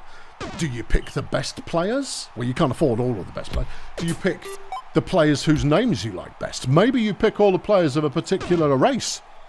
It's your choice. Further details will be forthcoming. Because I see you, there are 47 people watching this stream right now, and there are only 32 managers in the league, and I'm one of them, so that's 31, right? Yeah. Raz McClintock. Oh, yeah, he's almost certainly going to be Rookie of the Year. What else? Yeah, so, and I know that not every owner is watching at the current time. So some of you people are here just for funsies, and therefore you can get involved in the Brutalball Fantasy League next season. 7-0 Blood Pit. All right, accelerate that game. There you go. That's the advert done. Yeah, you'll be able to join in. It'll be exciting and fun. Okay. Yeah, that's a first down. Blood Pit still ramping up the score right now. This will secure them in the league. Four-fingered Owls. Four-fingered Owls is not a bad shout. Not quite dominant enough. Not quite dominant enough. Rocky Melons touchdown. That's his 20th of the year. Nice. Yeah. Not bad. Not bad. Okie dokie. Right. Good. Yeah. 11 plays left in the game. Blood Pit are going to score again. Not yet. They've got time. They might throw it away. You never know. They're not going to lose. They can't lose now. Melons, touchdown. Okay. Yeah. Didn't a few rookies die? Oh, we definitely lost a rookie or two along the way. They may come back as the undead. 10-0 bouncers. Yeah. Take Dave the Toast King outside and throw him in a skip. He's not fit for put. Oh, they almost made it 11. Oh, blimey. Final score, Bloodpit 10, Cheerio 0. And Cheerio managed a massive 70 yards. Total offense. That's a catastrophe. That's horrendous. Yeah, that is absolutely horrendous. Yeah, player of the game, Peter Brickwall for the Bouncers, 85 fan points. Didn't have to do much to get it. 44 pancakes, 6 sacks and a tackle for loss. Anybody? Hold on. Every single player on the Bouncers got more fan points than the best player on Cheerio. As such, I'm not even going to read it out. Deary me. Deary me. Someone wants the first pick in the draft, methinks. No, I'm just trying out rookies. Yeah, there's no rule against it, but come on, don't make it obvious. Right, we're going down the other end. What do we got left at the other end that doesn't mean much? I'll be honest, I think it's going to have to be... Well, okay, let's do me. All right, because this is not going to be a close... All right, okay, now, last week, I lost 7-0 against Grunt. That was only the second time in the history of the league that that BDP had been shut out. You know who shut them out beforehand? Back in Season 2, it was Shady Palms. Who's Shady Palms? I've absolutely rinsed them so far this season, but for some reason, the wagons and the wheels are not completely brilliantly aligned for me at the current time. I'm very happy with the lineup, but it ain't working. Anyway, we've got the ball. Here comes Ross. Come on, Ross, show us what you got. He's got a first down to Daxter Hijack. Oh, yeah. 30-yard gain. Dark Mode Enya in the lineup this week. Playing runner 2. Completes to Julio Lobster. Oh, see that? Oh, what a block. And Julio gets a 49-yard first down. Trevor Fangs now on a 2nd and 7 gets nothing. Kira Rage quit on 3rd down is sacked by Diego. And we're back. Ross gets it to Daxter. Here comes Enya. Enya throws it away. Okay, come on, Steve. Let's go. 2nd and 10. Steve throws it to Enya, who goes full all right, if you like. Ross on a first down. Completes that one for 6. Enya gets it to Julio with a touchdown. Yeah, all right. Yeah, I mean, you can't claim it too heavily. You're not beating flipping Grunt. No, I'm not. Not for a couple of seasons, I don't think. Denial Saddlebag with a nice first down gain for the Equatorial Mount round the outside of the line. And that's the only place you can run against us reliably unless you've got an absolute beefcake of an offensive line to face off against the 3 monsters that I currently field. Ross completes a 16-yarder. Enya tries a run, and that was foolhardy. Daxter on 2nd down, and he gets 3. Come on, Ross. Dig us out the hole. Doesn't dig us out the hole. Okay. All right, fine. Ferdy gets nowhere. Trevor gets nowhere. Kira on a 3rd and 10. Doesn't really get very far at all. Ross. And that one's a Daxter catch. He's our short yardage guy, you know. Ross makes a catch and gets the first down. Steve tries running and it doesn't work. Nah. But he gets a catch and that does work. A lot. That's a 39-yard Steve Murray receiving touchdown. He does that sometimes. Yeah. Jovial Impairment, nice catch, gets past the halfway line, and that's a 39-yard gain. Kira Rage quit out to Denial Saddlebag, breaks 1 tackle and gets a first down. Ferdy can't have that one because Daxter deflected it. Fangs gets that one deflected by Ross. Rage quit to the middle, no dice. Okay, Ross throws, it's caught, it's 5 yards. This close coverage is working quite well. Steve with a throw. I wish you wouldn't, Steve, but that's why you're playing runner 3 now. Yep, Saddlebag with the deflection on 2nd down. Enya decides to run it, picks up 4. Steve on 3rd and 5. Run it, Steve, run it, Steve. Oh, Steve. Steve doesn't run it. Steve throws an interception. Flipping joker. Ferdy gets that one out to Saddlebag, who gets the first down. Rage quit on a 1st and 10. Tries it up the middle. It doesn't work. Ferdy complete to Saddlebag. Has a first down. And that's a 28-yard gain. Nicely done. Trevor Fangs breaks away from the pack and gets an 11-yard rushing touchdown, which is not the sort of thing we allow. Daxter gets a 17-yard gain. Enya with the throw. That one's deflected by Saddlebag. Steve on 2nd and 10 completes that one to Daxter. Okay. You're doing good work here, Dax. I know you're getting the do the job passes rather than the big exciting ones, but that's what you're here for, to be a safe pair of hands and our one bright spark on pass defence. Half-time rolls around, BDP up 3-1 and threatening another one, and they get the next one, and Daxter's in the end zone. Okay, Trevor completes to Saddlebag. It's a nice receiving combo they've got going on here. Kira tries a run, it doesn't pay off. Ferdy, big throw. And it's Impairment with the catch, and he gets the first down, a 31-yard gain. Fangs. 2 yards gained by Trevor Fangs there. That one's thrown away on 2nd and 8. On 3rd and 8, Ferdy has it deflected by Ed Big Mother. All right, Ed, nice work. Daxter with another catch, and he breaks out for a 30-yard gain. Here's Enya. And that one's deflected by Ferdy. Steve's running. Go on, Steve. 16 yards gained for Steve Morrie. Barely worth getting excited about, but it's nice that he's doing what he's supposed to do. Yeah, I mean that's the only reason I'm celebrating it, because he's actually doing what he's supposed. There he goes. 5-yard touchdown from BDP. Saddleback going back the other way. If the Palms do not score on this drive, I will hit the turbos. Ed with another deflection. Daxter with the deflection. Good lad, Dax. And that's an interception. Dax has picked it off. It's only his 5th this season. He doesn't intercept many, but he deflects loads. He's also done rather well on the old receiving side of things today. I know Julio gets all of the... isn't Julio impressive? Yeah, I know, but Dax gets the job done. Ross. And that's not good enough for a first down, is it? No, I thought you said you were going to accelerate it. And the game's still more or less in the balance. No, it isn't. All right, I want to watch my own game. You got a problem with that? Steve gets a sack. He doesn't do that anywhere like as much as he used to, and I don't know why. Opposing teams have become better. Oh, yeah. 2nd and 10, Steve with the ball, and he's thrown it away. Just run the flipping ball, Steve. Ross decides to run the ball. Just throw the ball, Ross. It's not that complicated. Oh, how I wish I could have just that one bit of control, and it would make all the difference in the world. No, it wouldn't. It would make quite a lot of difference in the what. Steve's trying to throw it again. Yeah, I know, but he's completed one this time, and Julio's got it. Julio's been wrapped up pretty well by Denial Saddlebag in this game. You can't keep him down forever, but it's gone quite well. You can't play. You can't play a running game against BDP. You just can't. No, it doesn't work.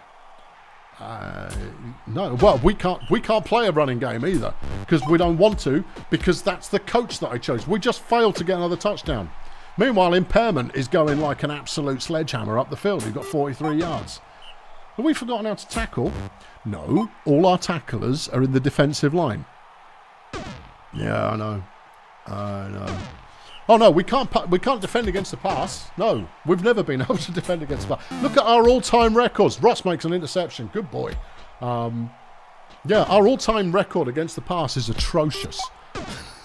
It's completely awful. We're pretty good at everything else. Yeah.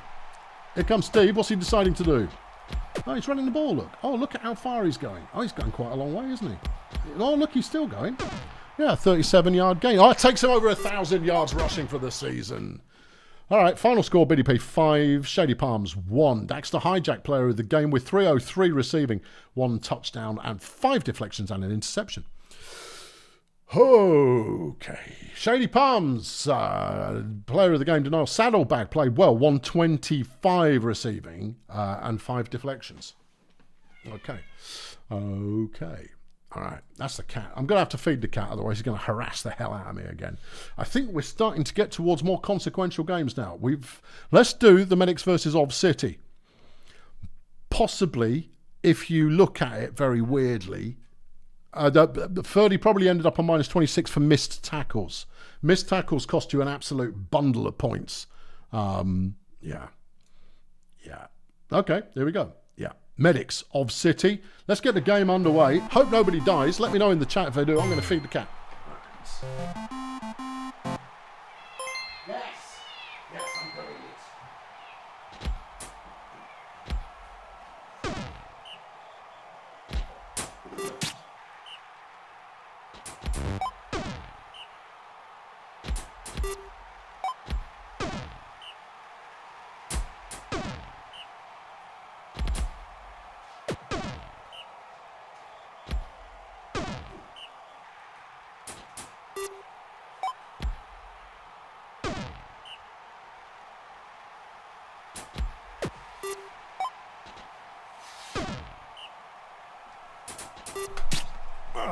Still 0-0 then. Yeah. Budget with the ball.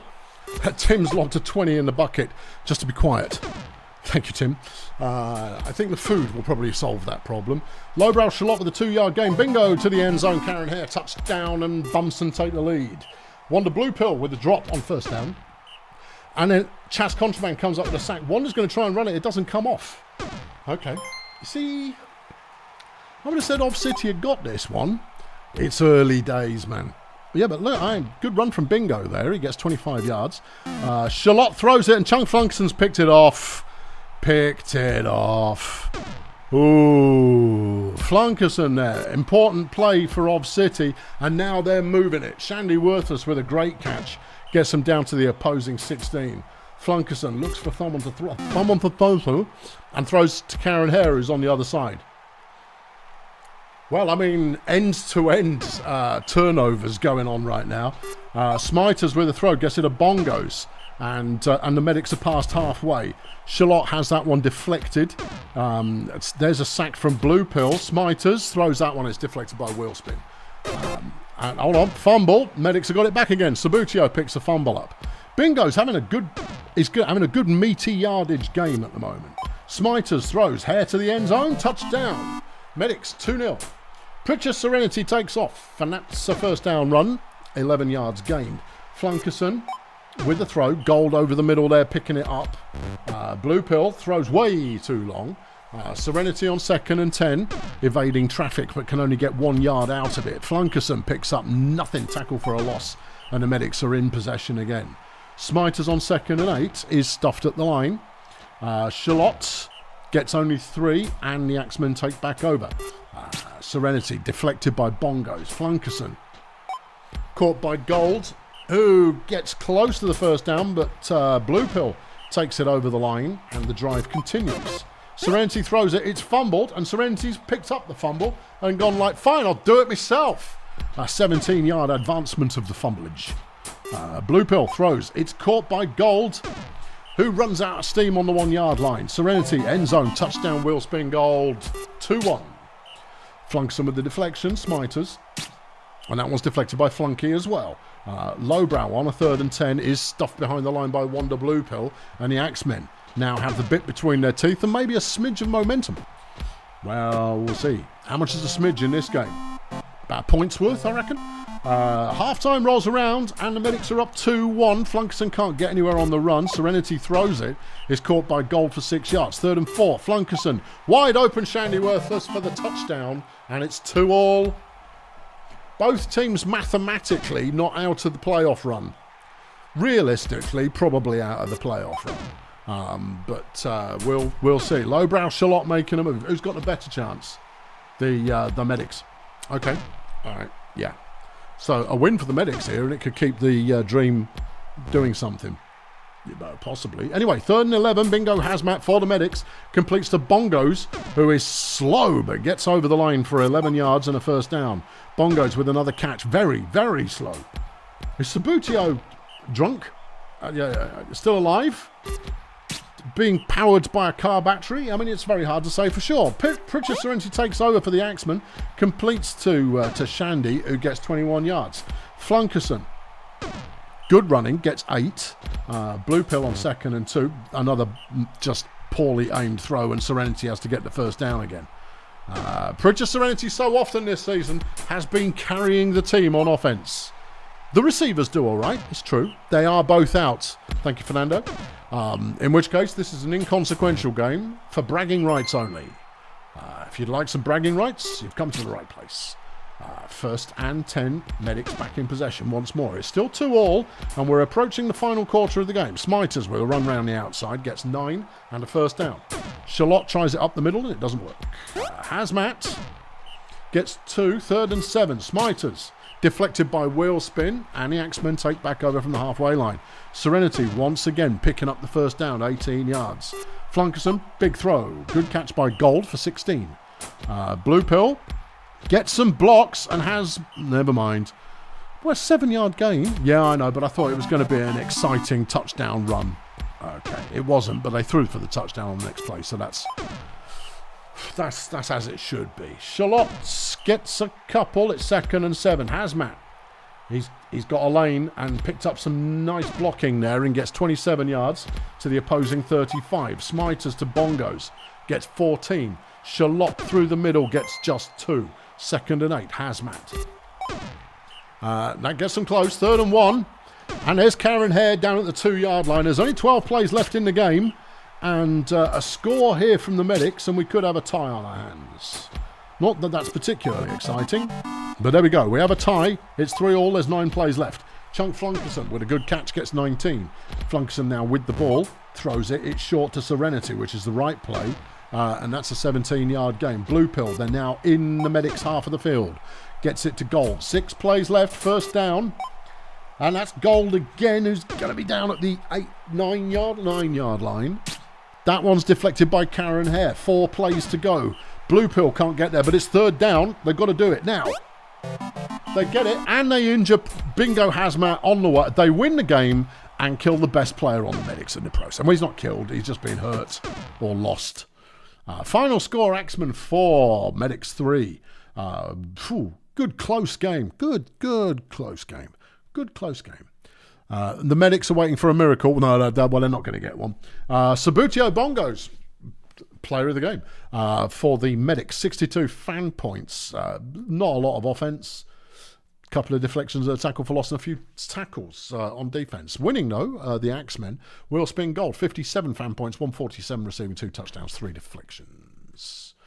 Okay. That was a scrappy kind of a game. Good, violent, scrappy kind of a game. Right, okay. I think... Yeah, no, we'll do this one next. Sea Raiders up against Failurewood. If the Sea Raiders can knock off Failurewood, all kinds of complexity might occur. It's unlikely, but it might. They've got Julio a la carte. It's not going to happen. Right. Okay, fine. Yeah. Okay, yeah. Fine. Good, fine. Yeah, fine. Pretend Honey Bear will get us underway for Failurewood. They are starting to look pretty flaming dangerous at this point in the season, although they threw that one away. And then they get sacked by Zoltan on the second play. It's Jamal Stressfinger who completes the pass out to Julio a la carte. Have we seen Jamal before? I don't think we have. Julio with a massive 60-yard reception. Pretend Honey Bear gets that one to Julio a la carte, who's been covered. It looks like Muzmuzio doing the coverage. That ain't going to work. Heimlich runs for 3 on 1st down. Crap Whistle decides to throw. Gets the 1st down to Muzio. Barty Cone drop. He's throwing as well. He got it to Ziggy Whippet. And that's a 24-yard 1st down. Okay, yeah, wait. And Heimlich is taken off. Lovely. Okay, yeah. Crap Whistle. Good run from Paul Crap Whistle. Failurewood weak against the run. Touchdown. Run by Bart Cone drop. 1-1. All right. Pretend Honey Bear gets it out to Justice Limmer for 26 yards. Fromage Demijohn is sacked by Zoltan. Stressfinger throws. It's caught by Honey Bear. What are you doing out there? I don't know. Interesting pattern for a runner to be doing. There goes Julio. Touchdown. Okay. Don't hang around. No. Failurewood just getting it done. Mikey Heimlich with a good run for the 1st down. And he's flipping. Still going. Goodness me. Mike Heimlich, a 45-yard gain, having to avoid just about everybody on the planet to get there. Paul runs for another 11. Muzio makes a catch, picks up 5. Here's Heimlich again. And gets another 4. 3rd and short. Crap Whistle throws to the end zone. Muzio, touchdown, 2-2. Well, this is interesting. It is interesting. I think you can still give Failurewood Hills a coronation at this point. Actually, I'm not so sure. Jamal throws for a 10-yard gain. He's got 91 in this one so far. But if you throw into Julio a la carte, what do you expect? That one's thrown behind the line. Stressfinger on 3rd down gets it to Honey Bear, and it's not good enough. And the Sea Raiders take over. And there goes Mike. Come on, Mike. Let's go. I'm not even bothered who wins. I just like seeing Mike. You know what? I like the Sea Raiders running game. I like it. And I hate these little tiddly fellas. Flipping Paul Crap Whistle with a 42-yarder there. Barty Cone drop. He's taking off. And he gets 3 yards. Mike on the run again. Well, this is their system. Paul Crap Whistle on 3rd and 2. Throws. And it's Muzio with a catch, but he's fumbled it. Who's picked it up? It's Mike Heimlich, and it's a touchdown. 3-2. Bongolia on top.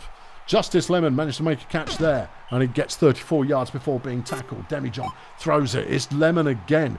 Whippet makes a failed tackle, but then another tackle and what have you. Okay, Honey Bear with the throw is caught by Lemon, and that's a 6-yard gain. Demijohn on 3rd and 3, sacked by Zoltan, who is doing all of the defence. Crap Whistle gets through the line, evading people as he goes, gets 12 yards, and the Sea Raiders are rolling. Cone Drop is rolling. All of failure with defenders are on the floor. He manages to get 24 yards before they catch back up with him. A la carte can't tackle Mike Heimlich. No. Jamal Stressfinger can't tackle Mike Heimlich. That's 32 yards gained. Crap Whistle's going flip. I mean, if you were seeing this done to your team, you'd just be like, well, one of you people just tackle. 4-2, Sea Raiders. Yeah. There goes Julio. Yeah. Yep. 51-yard gain for Julio a la carte, who's now going to get a touchdown. Oh, sure. Oh, no, we know you can do that. But I like watching these little tiddly fellas just doing this business. 18 yards gain for Mike Heimlich. Here goes Paul. And he gets 8. Barty Cone Drop with the throw. That's ambitious. 3rd and 3. Mike cannot get there this time, and Failure would have a chance to equalise. They get it out to Justice, who's down at about the 34, 33. Interception by Bart Cone Drop. And the Sea Raiders have got the ball back. Mike Heimlich gets nothing. Crap Whistle 2nd and 11 as half-time rolls around, and Bongolia are up right now, but they have a 3rd and 12 ahead of them. They complete it to Muzio, who gets the first down. It's a token passing game, but it's doing the job. Zoltan downfield there, just running around blocking anybody who gets in the way as Mike runs for another 34 yards. Crap Whistle, he's got the room, he's got the touchdown, it's 5-3. Honey Bear throws, Lemon with the catch, and that's a 29-yard gain. Demijohn throws, that one's caught short, 2 yards. Stressfinger with the throw, a la carte takes off. And he's brought down after 38. He's got 2:45 receiving in this game as Justice Lemon gets another touchdown. It's going to come down to stops and turnovers, which are, strictly speaking, stops. Crap Whistle, look at him flip it. Look at him go. Look at this little gnome flying up the field. 53-yard run. 9 carries for 176 yards in that game. This game, yes. Tiger Stars did better than that. Yeah, but Tiger Stars cheats. Mike Heimlich, touchdown, 6-4. Which defence is going to step up first? Demijohn with the throw. Gets it out to Lemon. Wait for it. Stressfinger. He passes. It's deflected by Muzio. Honey Bear on 2nd and 10. Completes to a la carte, who decides to run east-west for a bit. Just, break it up. You can't always run straight to the end zone. That's not sporting. Anyway, he did that time, and it's now 6-5.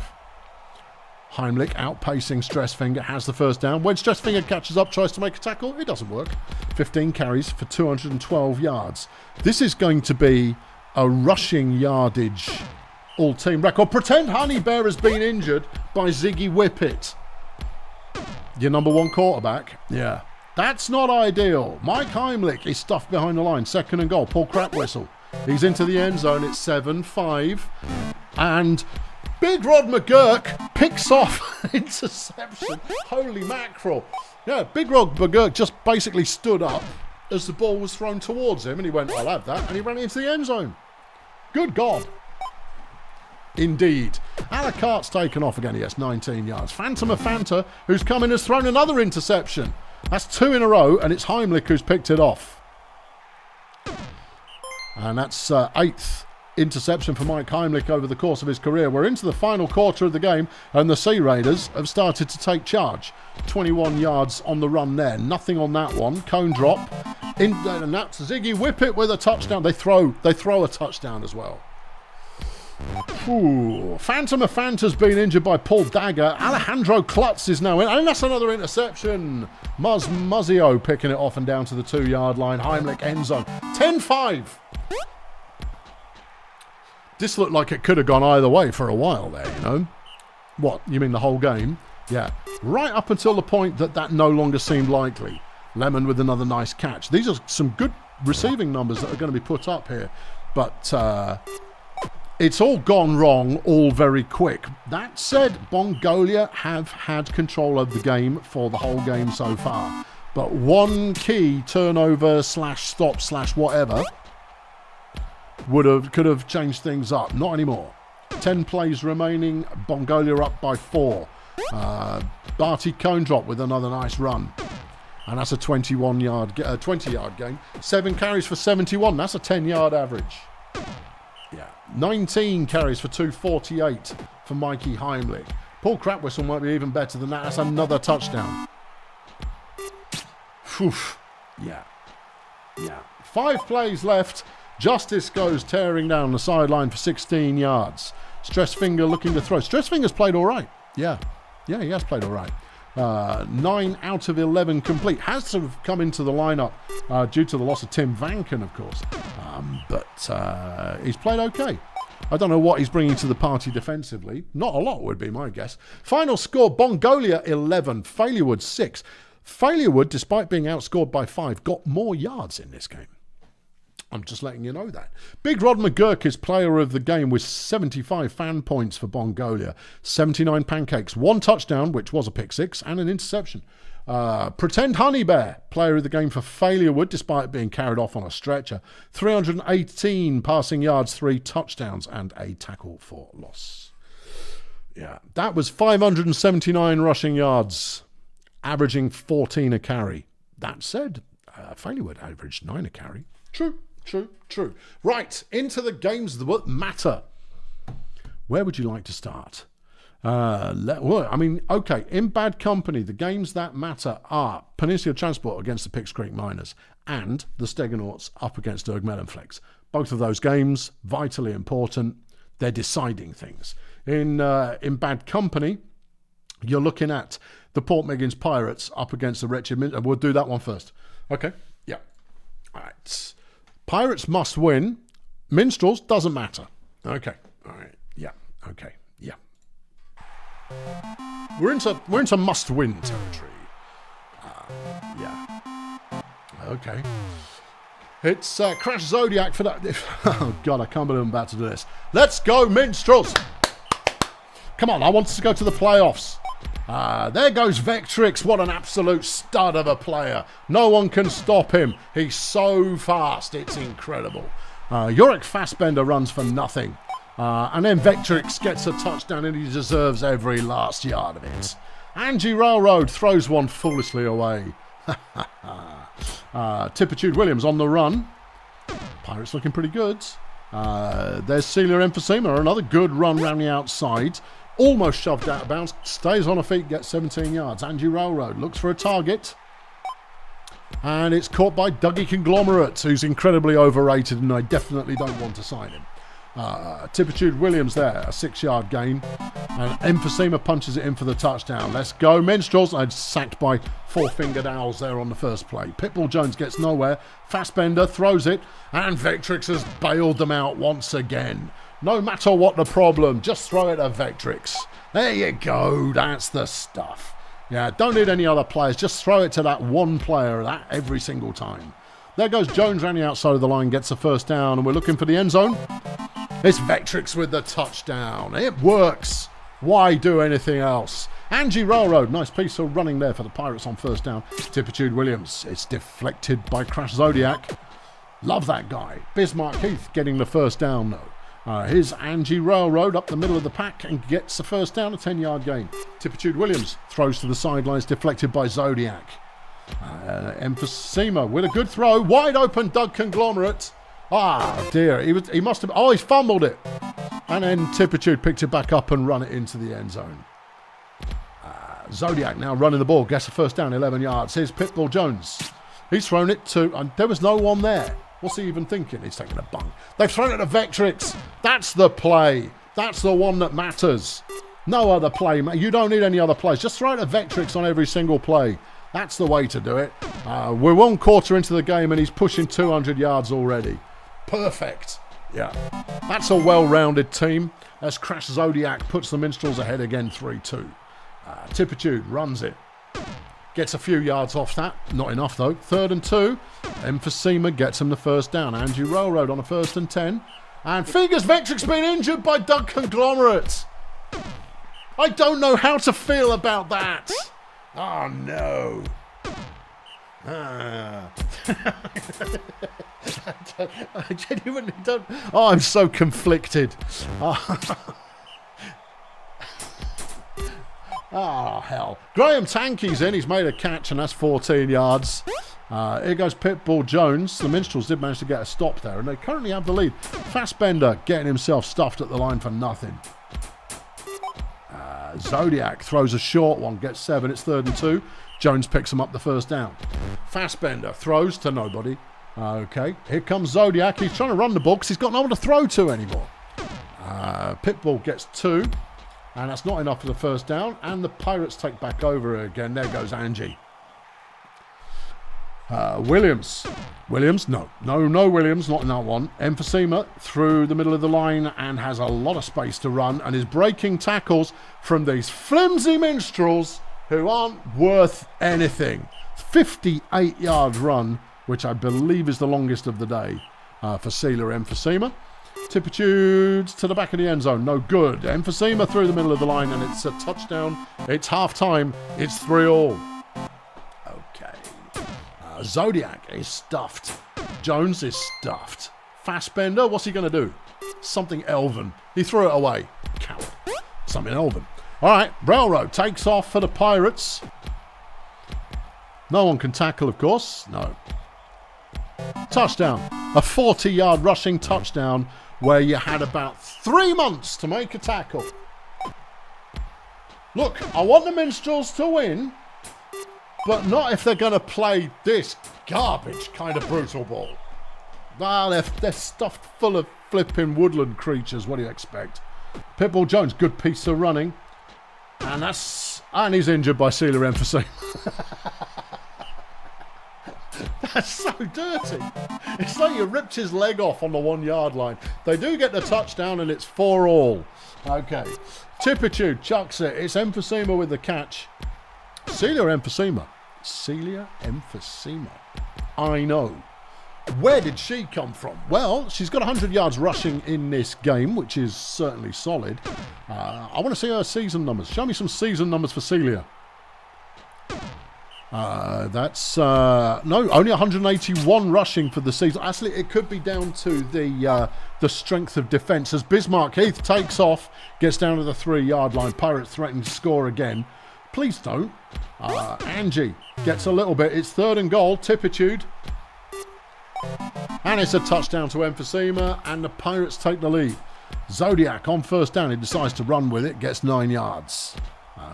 There goes Mephisto, who's now playing runner as well. They throw the ball with whatever his face is. Fassbender? Yeah, probably. Fastbender? Yeah, like the actor. Yeah, I know. That's why it doesn't make any sense. It can't be one of mine. No. It's not, though, is it? It's Fastenbender. I don't know. Well, he won't stand still long enough for me to see. Okay, well, whatever. Maybe we need him to do something. 5-all, 20 plays left.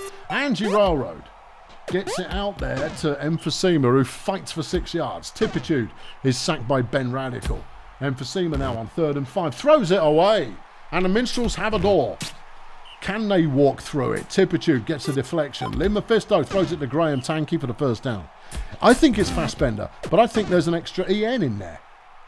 Yeah, but he's not doing anything remarkable, so I can't see any stats. If he turns up in the stats box, I'll be able to read his name. Doug Conglomerate with a catch and go gets 33. The Pirates able to take this one if they manage to hang together, and they are hanging together. There's now 12 plays left, and Emphysema's in the end zone. 6-5. A tie works for me.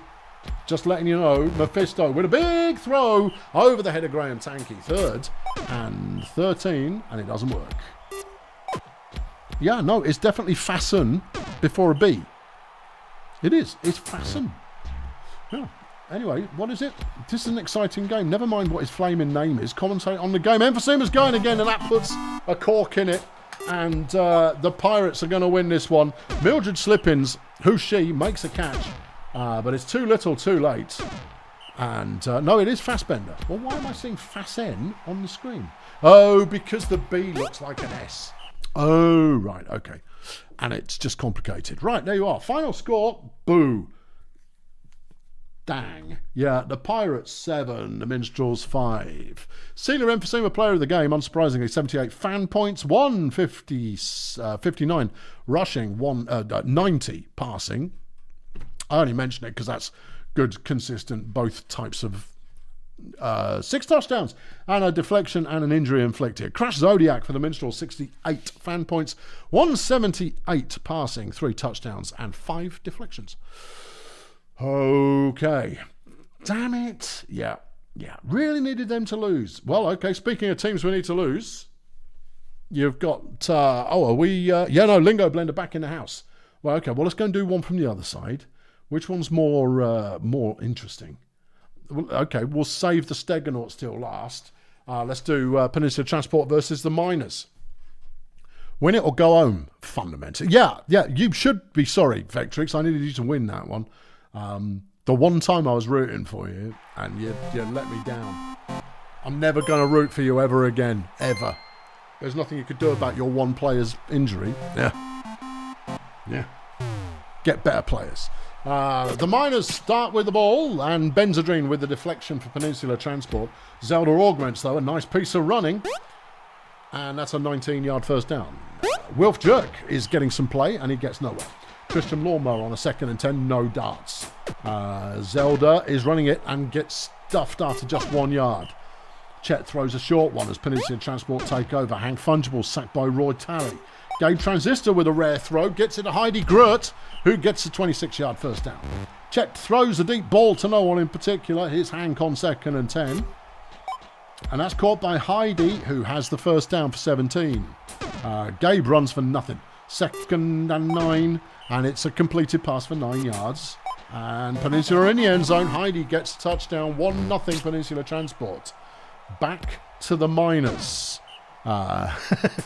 Joe slung a 20 in the bucket to help Vic find some better players. Just any players. Right? Just get away from the woodland creatures. Stuff those people. Whiskers Camembert, nice catch and go there for the Miners. Augments runs up the middle for 6. Wilf Jerk can't get any headway. 3rd and 4. Lawnmower sacked by Kilkenny Prohound, and Peninsula take back over. Peninsula are ahead in the division at the moment. In the division, yeah, it is a divisional match. Gabe Transist, a nice run. They're ahead, having lost 1 less and tied 1 more. And then what? Yeah, well, the Miners desperately need to win, and Peninsula really need to win. Okay, Gabe runs for 16. That one's thrown away. 2nd and 10. Fungible throws, caught by Benzedrine. Can Justine Vanderpoel catch?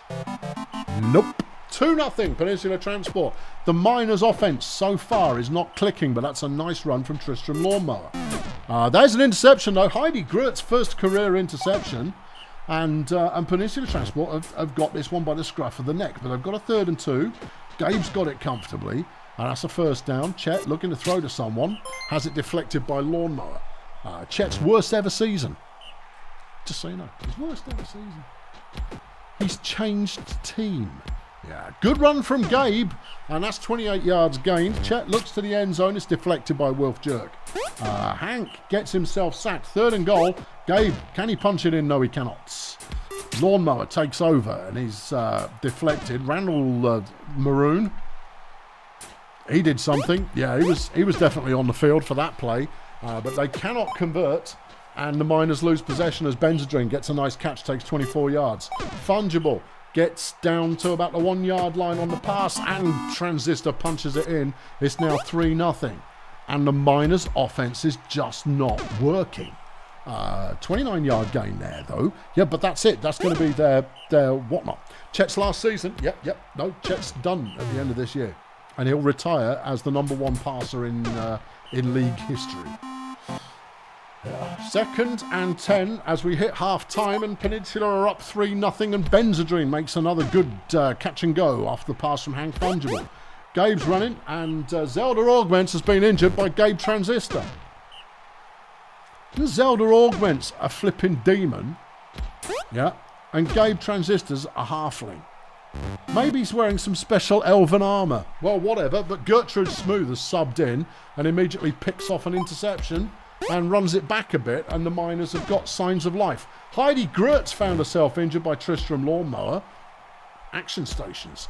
Wilf Jerk finally manages to break for positive yards, picks up 6 yards.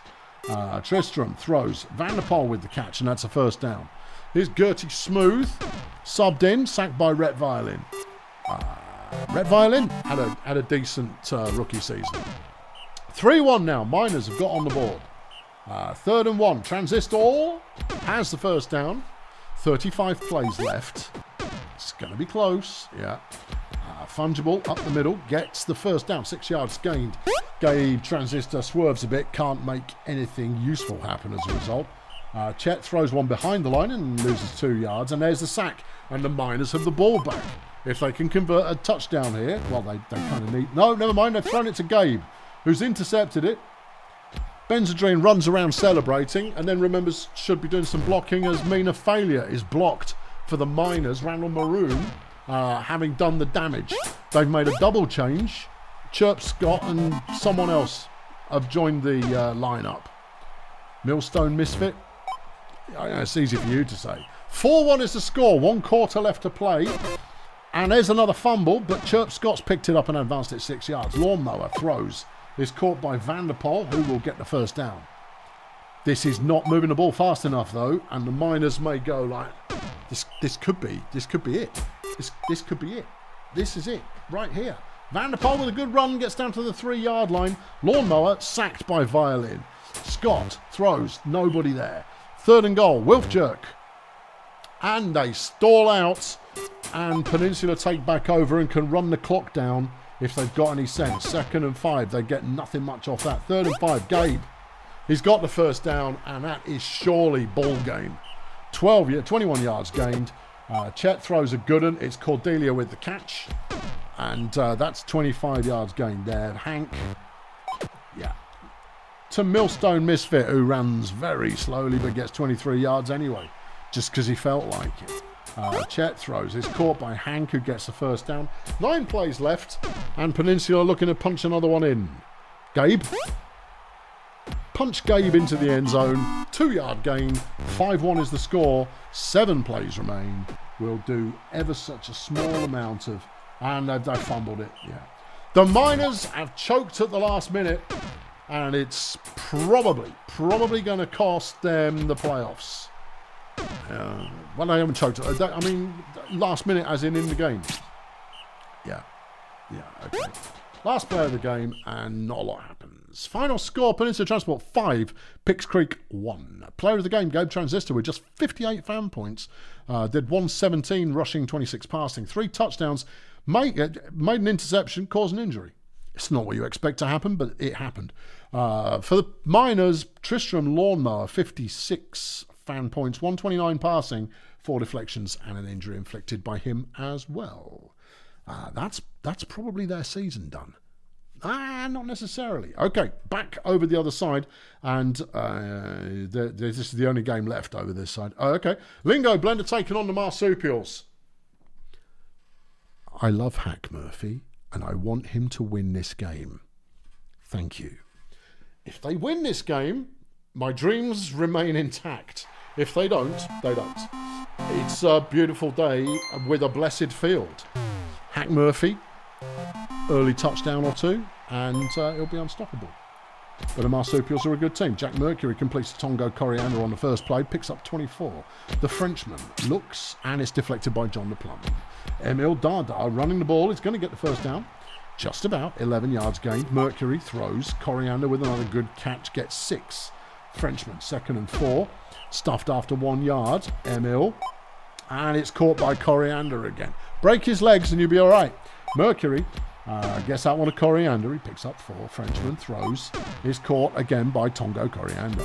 Emil throws. And that was deflected by John LePlum. And Lingo Blend take over. Lingo Blend. Ray-Ban throws. Hack drops the ball. Well, I'm disappointed about that. Now, he's caught the next one, though, and has got the first down, a 16-yard gain. John throws. Is caught by Brenda Ferrite, who has the first down. Ray-Ban up the middle. Come on, Ray-Ban. Oh, look at him go. Squirting little run from Ray-Ban. Benefits, gets 20 yards. Eric PowerPoint, now in possession, gets very little. The Plum throws. Is deflected by Donk Branding. Benefits, he's going the distance. Touchdown Lingo Blends. They're the guys. Yep. We love those guys. Yeah. Tie or better, please. The blend. Benefits there with the deflection. 3rd and 10. And it goes nowhere. Come on. The Plum throws. It's deflected by Coriander. Ray-Ban on the run. He gets only as far as the line. PowerPoint's trying to run it and it doesn't work. Okay, back to the Marsupials again. Plum with the deflection. Frenchman throws one. And it's caught by Donk Branding. And that's a 29-yard first down. Emil Dada looks for the connection and he gets it to Coriander, who's down with inches to go. That one's out the back of the end zone. 2nd down. The Frenchman. Emil carries it in. It's 1-1. John the Plum throws. Brenda Ferrite's got it and she's got a good head start over the pursuing pack. 50 yards gained by Brenda Ferrite. Eric PowerPoint catches a short one, but it was barely worth mentioning. He then runs it for another 5. 3rd and 1. The Plum. Ferrite, touchdown. Beautiful. Okay, 2-1. Lingo Blend in the lead right now. Let's go. You've got to stop some of these drives there, kids. Emil is stuffed behind the line. Jack Mercury on 2nd and 10. He runs, he throws, he gets it deflected by the Plum. 3rd and 12, Frenchman. Yes, nobbled. Okay, Plum takes over and he picks up 3 yards. Ray-Ban completes to Hack Murphy. Love Hack Murphy. 29-yard gain. The PowerPoint is sacked by Emil Dada. John, the Plum, is stuffed behind the line. 3rd and 13. Ray-Ban. He only gets 6 yards and they give it back to the Marsupials. The opportunity much wasted. Coriander, good catch, good go. 36 yards off the pass from Mercury. Frenchman throws. Branding with the catch. He's tackled after 26. Dada runs up the middle and he gets 2 yards. Mercury throws it behind the line and it's picked up by Brenda Ferrite, who saw it coming. Let's go. Benefits. He's going, he gets 2 yards. 3rd and 9. PowerPoint. Don't take all day about it. They cough it up. They had every opportunity there, for crying out loud. Half-time rolls around, it's 2-1, and the Marsupials are being spared right now, and they shouldn't be being spared. Oh, flipping. Donk Branding gets the equaliser, it's 2-2. The Plum throws. Ferrite's got a catch. Brenda Ferrite. 20-some-odd yards. Ray-Ban runs for 6. PowerPoint on the 2nd and 4. Completes to Ferrite, who gets the first down. The Plum throws. It's caught by Hack for 9. Ray-Ban gets the first down and he's still on his feet. Only just 15 yards. PowerPoint running, gets 4. They're in sight of the end zone. And there's the touchdown. Ferrite scores it. Jackie Mercury throws one out there, gets it to Donk Branding, who's making some good moves, gets 42. Frenchman throws. It's dropped by Dada. Dada now with the ball. And that one's dropped by Jack Mercury. Oh, no. No, never mind. Coriander's got it, and this could go the distance. 3-3. Okay. Plum. Wide open, Brenda Ferrite. And that's 33 yards. Lovely. Ray-Ban picks up nothing. PowerPoint gets sacked by Jack Mercury. The Plum throws. Hack Murphy has the first down, breaks a tackle from Branding, gets 33 yards. Benefits on the run again. Inside the 5, down to the 2-yard line. PowerPoint looks to the end zone. Picks out Brenda, who's got her 3rd touchdown of the game. She gets another long ball. Yeah, I know. She's going to be tough to catch. It's 3rd and 10, though. Dada's running it, and he doesn't get there. Come on, turn the screw. Hack Murphy is turning the screw. He's got his screwdriver, and he's using it. Ray-Ban Benefits up the middle, gets 2, 2nd and 7. PowerPoint is sacked, you useless clown. Ruthie Spasm's coming up with the play as Tongo makes a deflection. That would have killed it. That would have put it to bed. We would have been home and dry and at least not out of the playoffs yet. I've got to beat the Nomads next week, for crying out loud. John the Plum throws. Ferrite, touchdown. Yes. 5-3 with 20 plays to go. Now, I mean, I don't wish for my opponents to miss out on the playoffs. But if the choice is, did they miss out on the playoffs or do I miss out on the playoffs? It's a very easy decision to make. I don't want to miss out on the playoffs. I could surprise people. I could draw grunt and actually win. Mike could hate that. Yeah, I know he would. It'd almost make it worthwhile. 5-4. The Marsupials are not done yet. Brenda Ferrite. Not quite got enough gas to go the distance, but that's 38 yards. Benefits gets some. Hack gets a little bit. 3rd and 7. And Ray-Ban gets the first down, and he swerves a tackle. Swerves another. And he's into the end zone after a 38-yard gain. And the cushion is back to 2, which makes me feel more comfortable about life. Plum makes a deflection. Dada on 3rd and 10 is stuffed at the line, and that is surely that. Plum runs it, gets 7. Ray-Ban gets the first down. Beautiful, beautiful. Well done, team. Good effort. Well played. That's the ticket. I don't even dislike the Marsupials, other than they got an unjust win against me in the regular season last year. I'm not holding a grudge about that, but, you know, that's why they deserve to lose.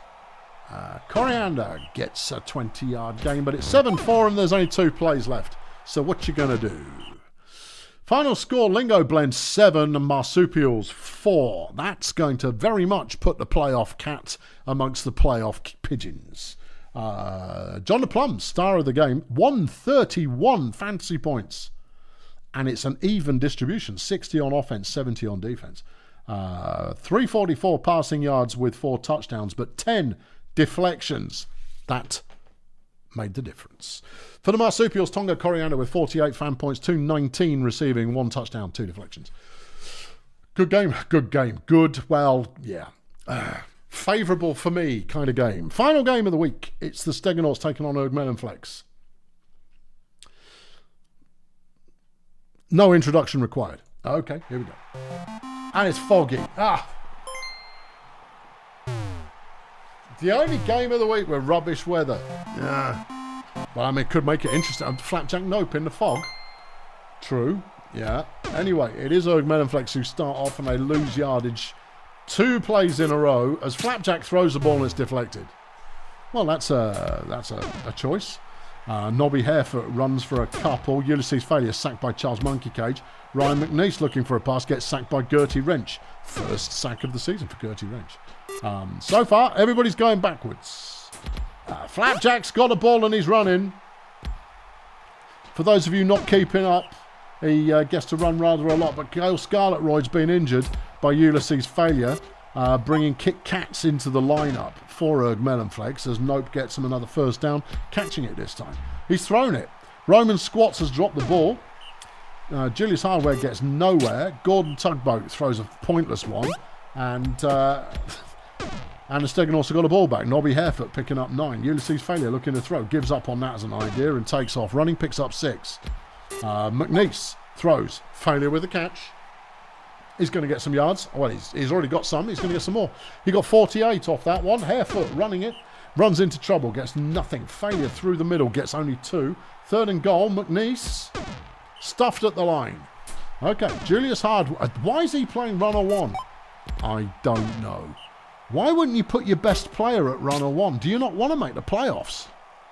That makes no sense. I don't understand the logic. Well, you might get hurt. You might miss the playoffs. Yeah, every single game someone might get hurt. Anyway, the Steganauts take the lead. Marsupial gets a sack on first down. Tugboat throws it. It's Roman Squats with the catch on second down. Nope. Gets absolutely nowhere. 2nd and 10. Hardware gets nowhere. 3rd and 13. Tugboat gets nowhere. Back over to the Steganauts. And Nobby Harefoot manages to get the first down before dodging out of play. Ulysses Failure. Beautiful piece of running. Picks up 25 yards. McNeice throws. Is caught by Barry Science. And that's a touchdown. Okay. Hardware runs no. Tugboat. And that one is caught by Flash Bandit, who is making an appearance. Flapjack runs the ball. He's through the line. He's avoiding players. And he gets 20 yards. Here comes Julie Hardware. And he's sacked. Tugboat is also sacked. And Flapjack has got a lot of yards to make up, and so fumbles the ball into the hands of Roman Squats, and it's not far enough. Steganauts take possession back once more, and they get a first down. Failure only gets 2 yards. McNeese is sacked by Charles Monkey Cage. Nobby Harefoot up the middle. Comfortable first down, 22 yards gained. Ulysses Failure picks up 5. McNeese waits, throws, caught by Barry Science. Touchdown. 3-0 Steganauts now, and this could be a nail very close to the coffin of Erg Melonflex for the season. Flash gets a catch. He's brought down. Hakan Mitro Glue has been taken down by Kit Kats. Chonk Olympics has... Why is Chonk not in the starting lineup? That's mad. No, he's development. He's not quite prime time, not quite yet.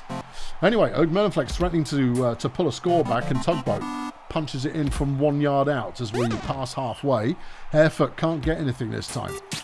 Failure has it deflected by Monkey Cage. McNeese, a wide open helmet Cenobite, gets the first down and is past the halfway line, 35 yards. Harefoot now with the ball, runs a bit, gets 4 yards. Failure, he's going, he's got it, and he's got the first down, 14 yards.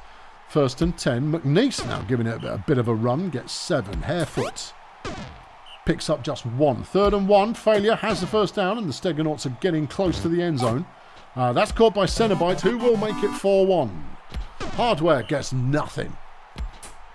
Okay. Tugboat gets 5. 3rd and 2. There goes Flapjack, and he's taken off. No, he's only got 12.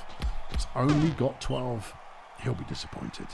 Yep, 2nd and 11. Tugboat with the ball. He's got room to move, but he's not got much pace. He gets 9, leading to a 3rd and 1. And, of course, Flapjack picks that up comfortably. And he's still got... And he's been injured! Ulysses Failure has taken out Flapjack Nope. Mamalou Flex has subbed in. And it's now not a good sign. Melonflex got the score, but trailing by 2, and their best player is now out, as Barry Science is just sprinting away with another 56-yard gain. It's Nobby Harefoot on the ground in the end zone, 5-2, 29 plays remaining. Julie Hardware with the ball gets his best carry of the game, gets 6 whole yards. Tugboat picks up a couple, 3rd and 4. Mamalou Flex looking to pass, gives up, runs, gets 2, and we're back with the Steganauts. Harefoot still going. Nobby Harefoot picking up 17. Failure now running it, gets 1. Here's McNeese. He had Harefoot wide open to his left there. He could have made that work. There's a fumble, but it's been picked up by Eric Marsupial. Fresh out the line, tough to bring down, runs it in, 6-2, and that is surely the Steganauts now with the victory, which guarantees them postseason play. I think they were pretty close to it anyway, but they've almost certainly got it now. There's a lot of maths and like calculators and things and stuff in Bad Company, but I'm pretty sure that puts the Steganauts up and over. Pretty sure, but I might be wrong. Yeah, okay. Press play, chucks 2 in the bucket. Can anyone tackle? Well, therein lies the question. Actually, I wouldn't even say that was justified in this game. I think the game against Bongolia is the can anyone tackle game. That was just a brutal amount of swerving little dudes getting the job done. Failure with the ball. Gets only 1 yard. 3rd and 8, McNeese. He manages to have that one deflected by Mamalou Flex. 4 plays remain. Gordon Tugboat, no. 3rd and 9, Flex hangs around for a bit and then is sacked by Barry Science. And with 2 plays left, that will round out the game as Harefoot takes off. He's going to be the number 1 rusher in this game. 156 yards. That's not amazing, but not bad. Final score, Steganauts 6, Erg Melonflex 2. Player of the game was Ulysses Failure with an assortment of offensive yards, but 1 tackle for loss, 2 injuries inflicted, and 4 sacks. Charles Monkey Cage for Erg Melonflex did 3 sacks, a pass deflection, and 48 pancakes. Fernando's plan worked. We'll see. There's a bounty. The miners get to place a bounty on the head of Peninsula Transport. I think the miners might be AFK this week. Let's have a look. No. Generators in the house. You have the choice. Rhett Violin. Oh, that's meaningful. Gabe Transistor, check vacant. What's it going to be? Are you gonna lightweight out and go, no, we won't place a bounty on them? Or Rhett Violin, who's got a terrific future ahead of them? Or Gabe Transistor, who's got a terrific present? You know, what's it going to be? What's it going to be? There is no time delay on this stream at all, so I assume generator... Oh, no, there we go. A decision was being made. Rhett Violin scores a bounty. Good choice. I would have done the same thing. Emergency relief. Grunt Auto Group's coach Toby Vandalism would like the team to help a local disaster. Oh, that's nice. What's it going to be, Mike? What's it going to be? Do you want to help him out and gain 2 appeal, but lose some durability, or reject it and lose an appeal? I think I know which way he's going. I think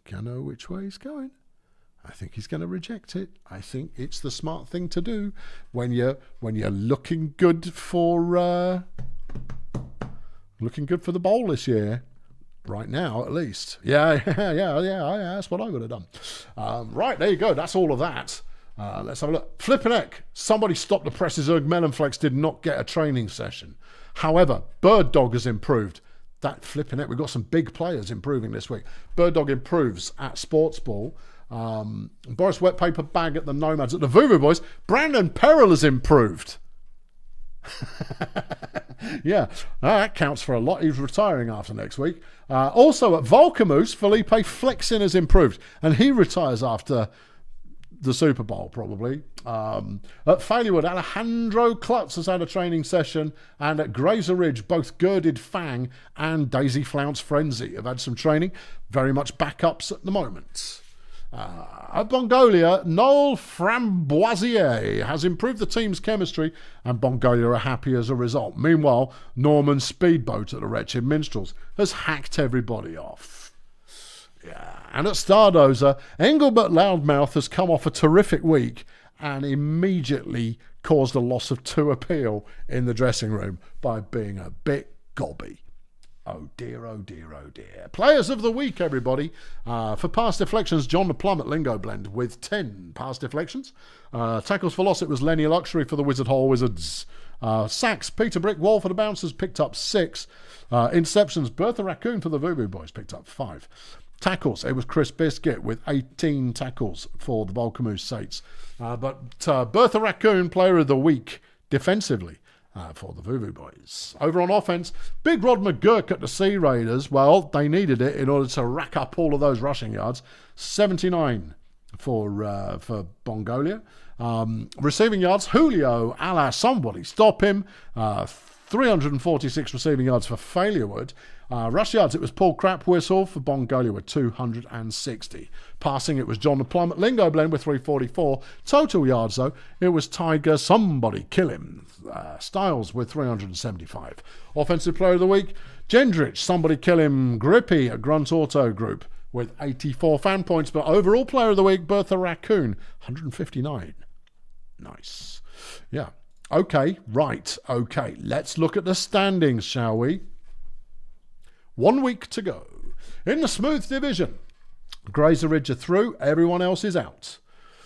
In the Zesty Division, Volcamoose is through, everyone else is out. And at the moment, Volcamoose is... No, there is no at the moment. Volcamoose has the bye week. In the Sloganators, a Snowganator, singular.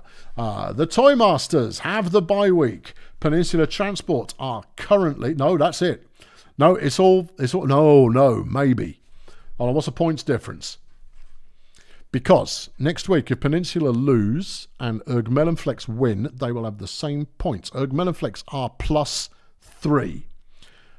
Peninsula are -6. So, yeah, it's got to be... If Peninsula can get a draw next week, they're in the playoffs. If they don't and Erg Melonflex win, Erg Melonflex are in the playoffs instead.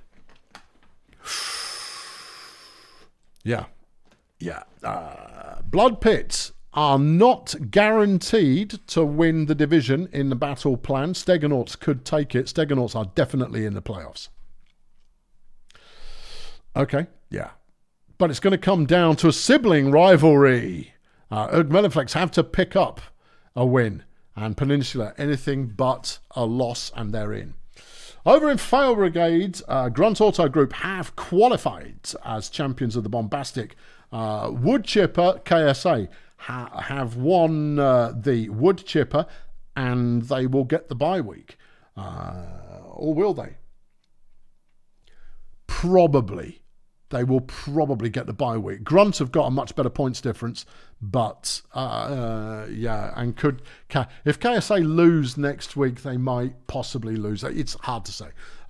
In the Whoop Whoop division, Sportsball have won the division, and nope, they don't have the bye week either. Not guaranteed. Okay, and in Reduced, the Nomads have won the division.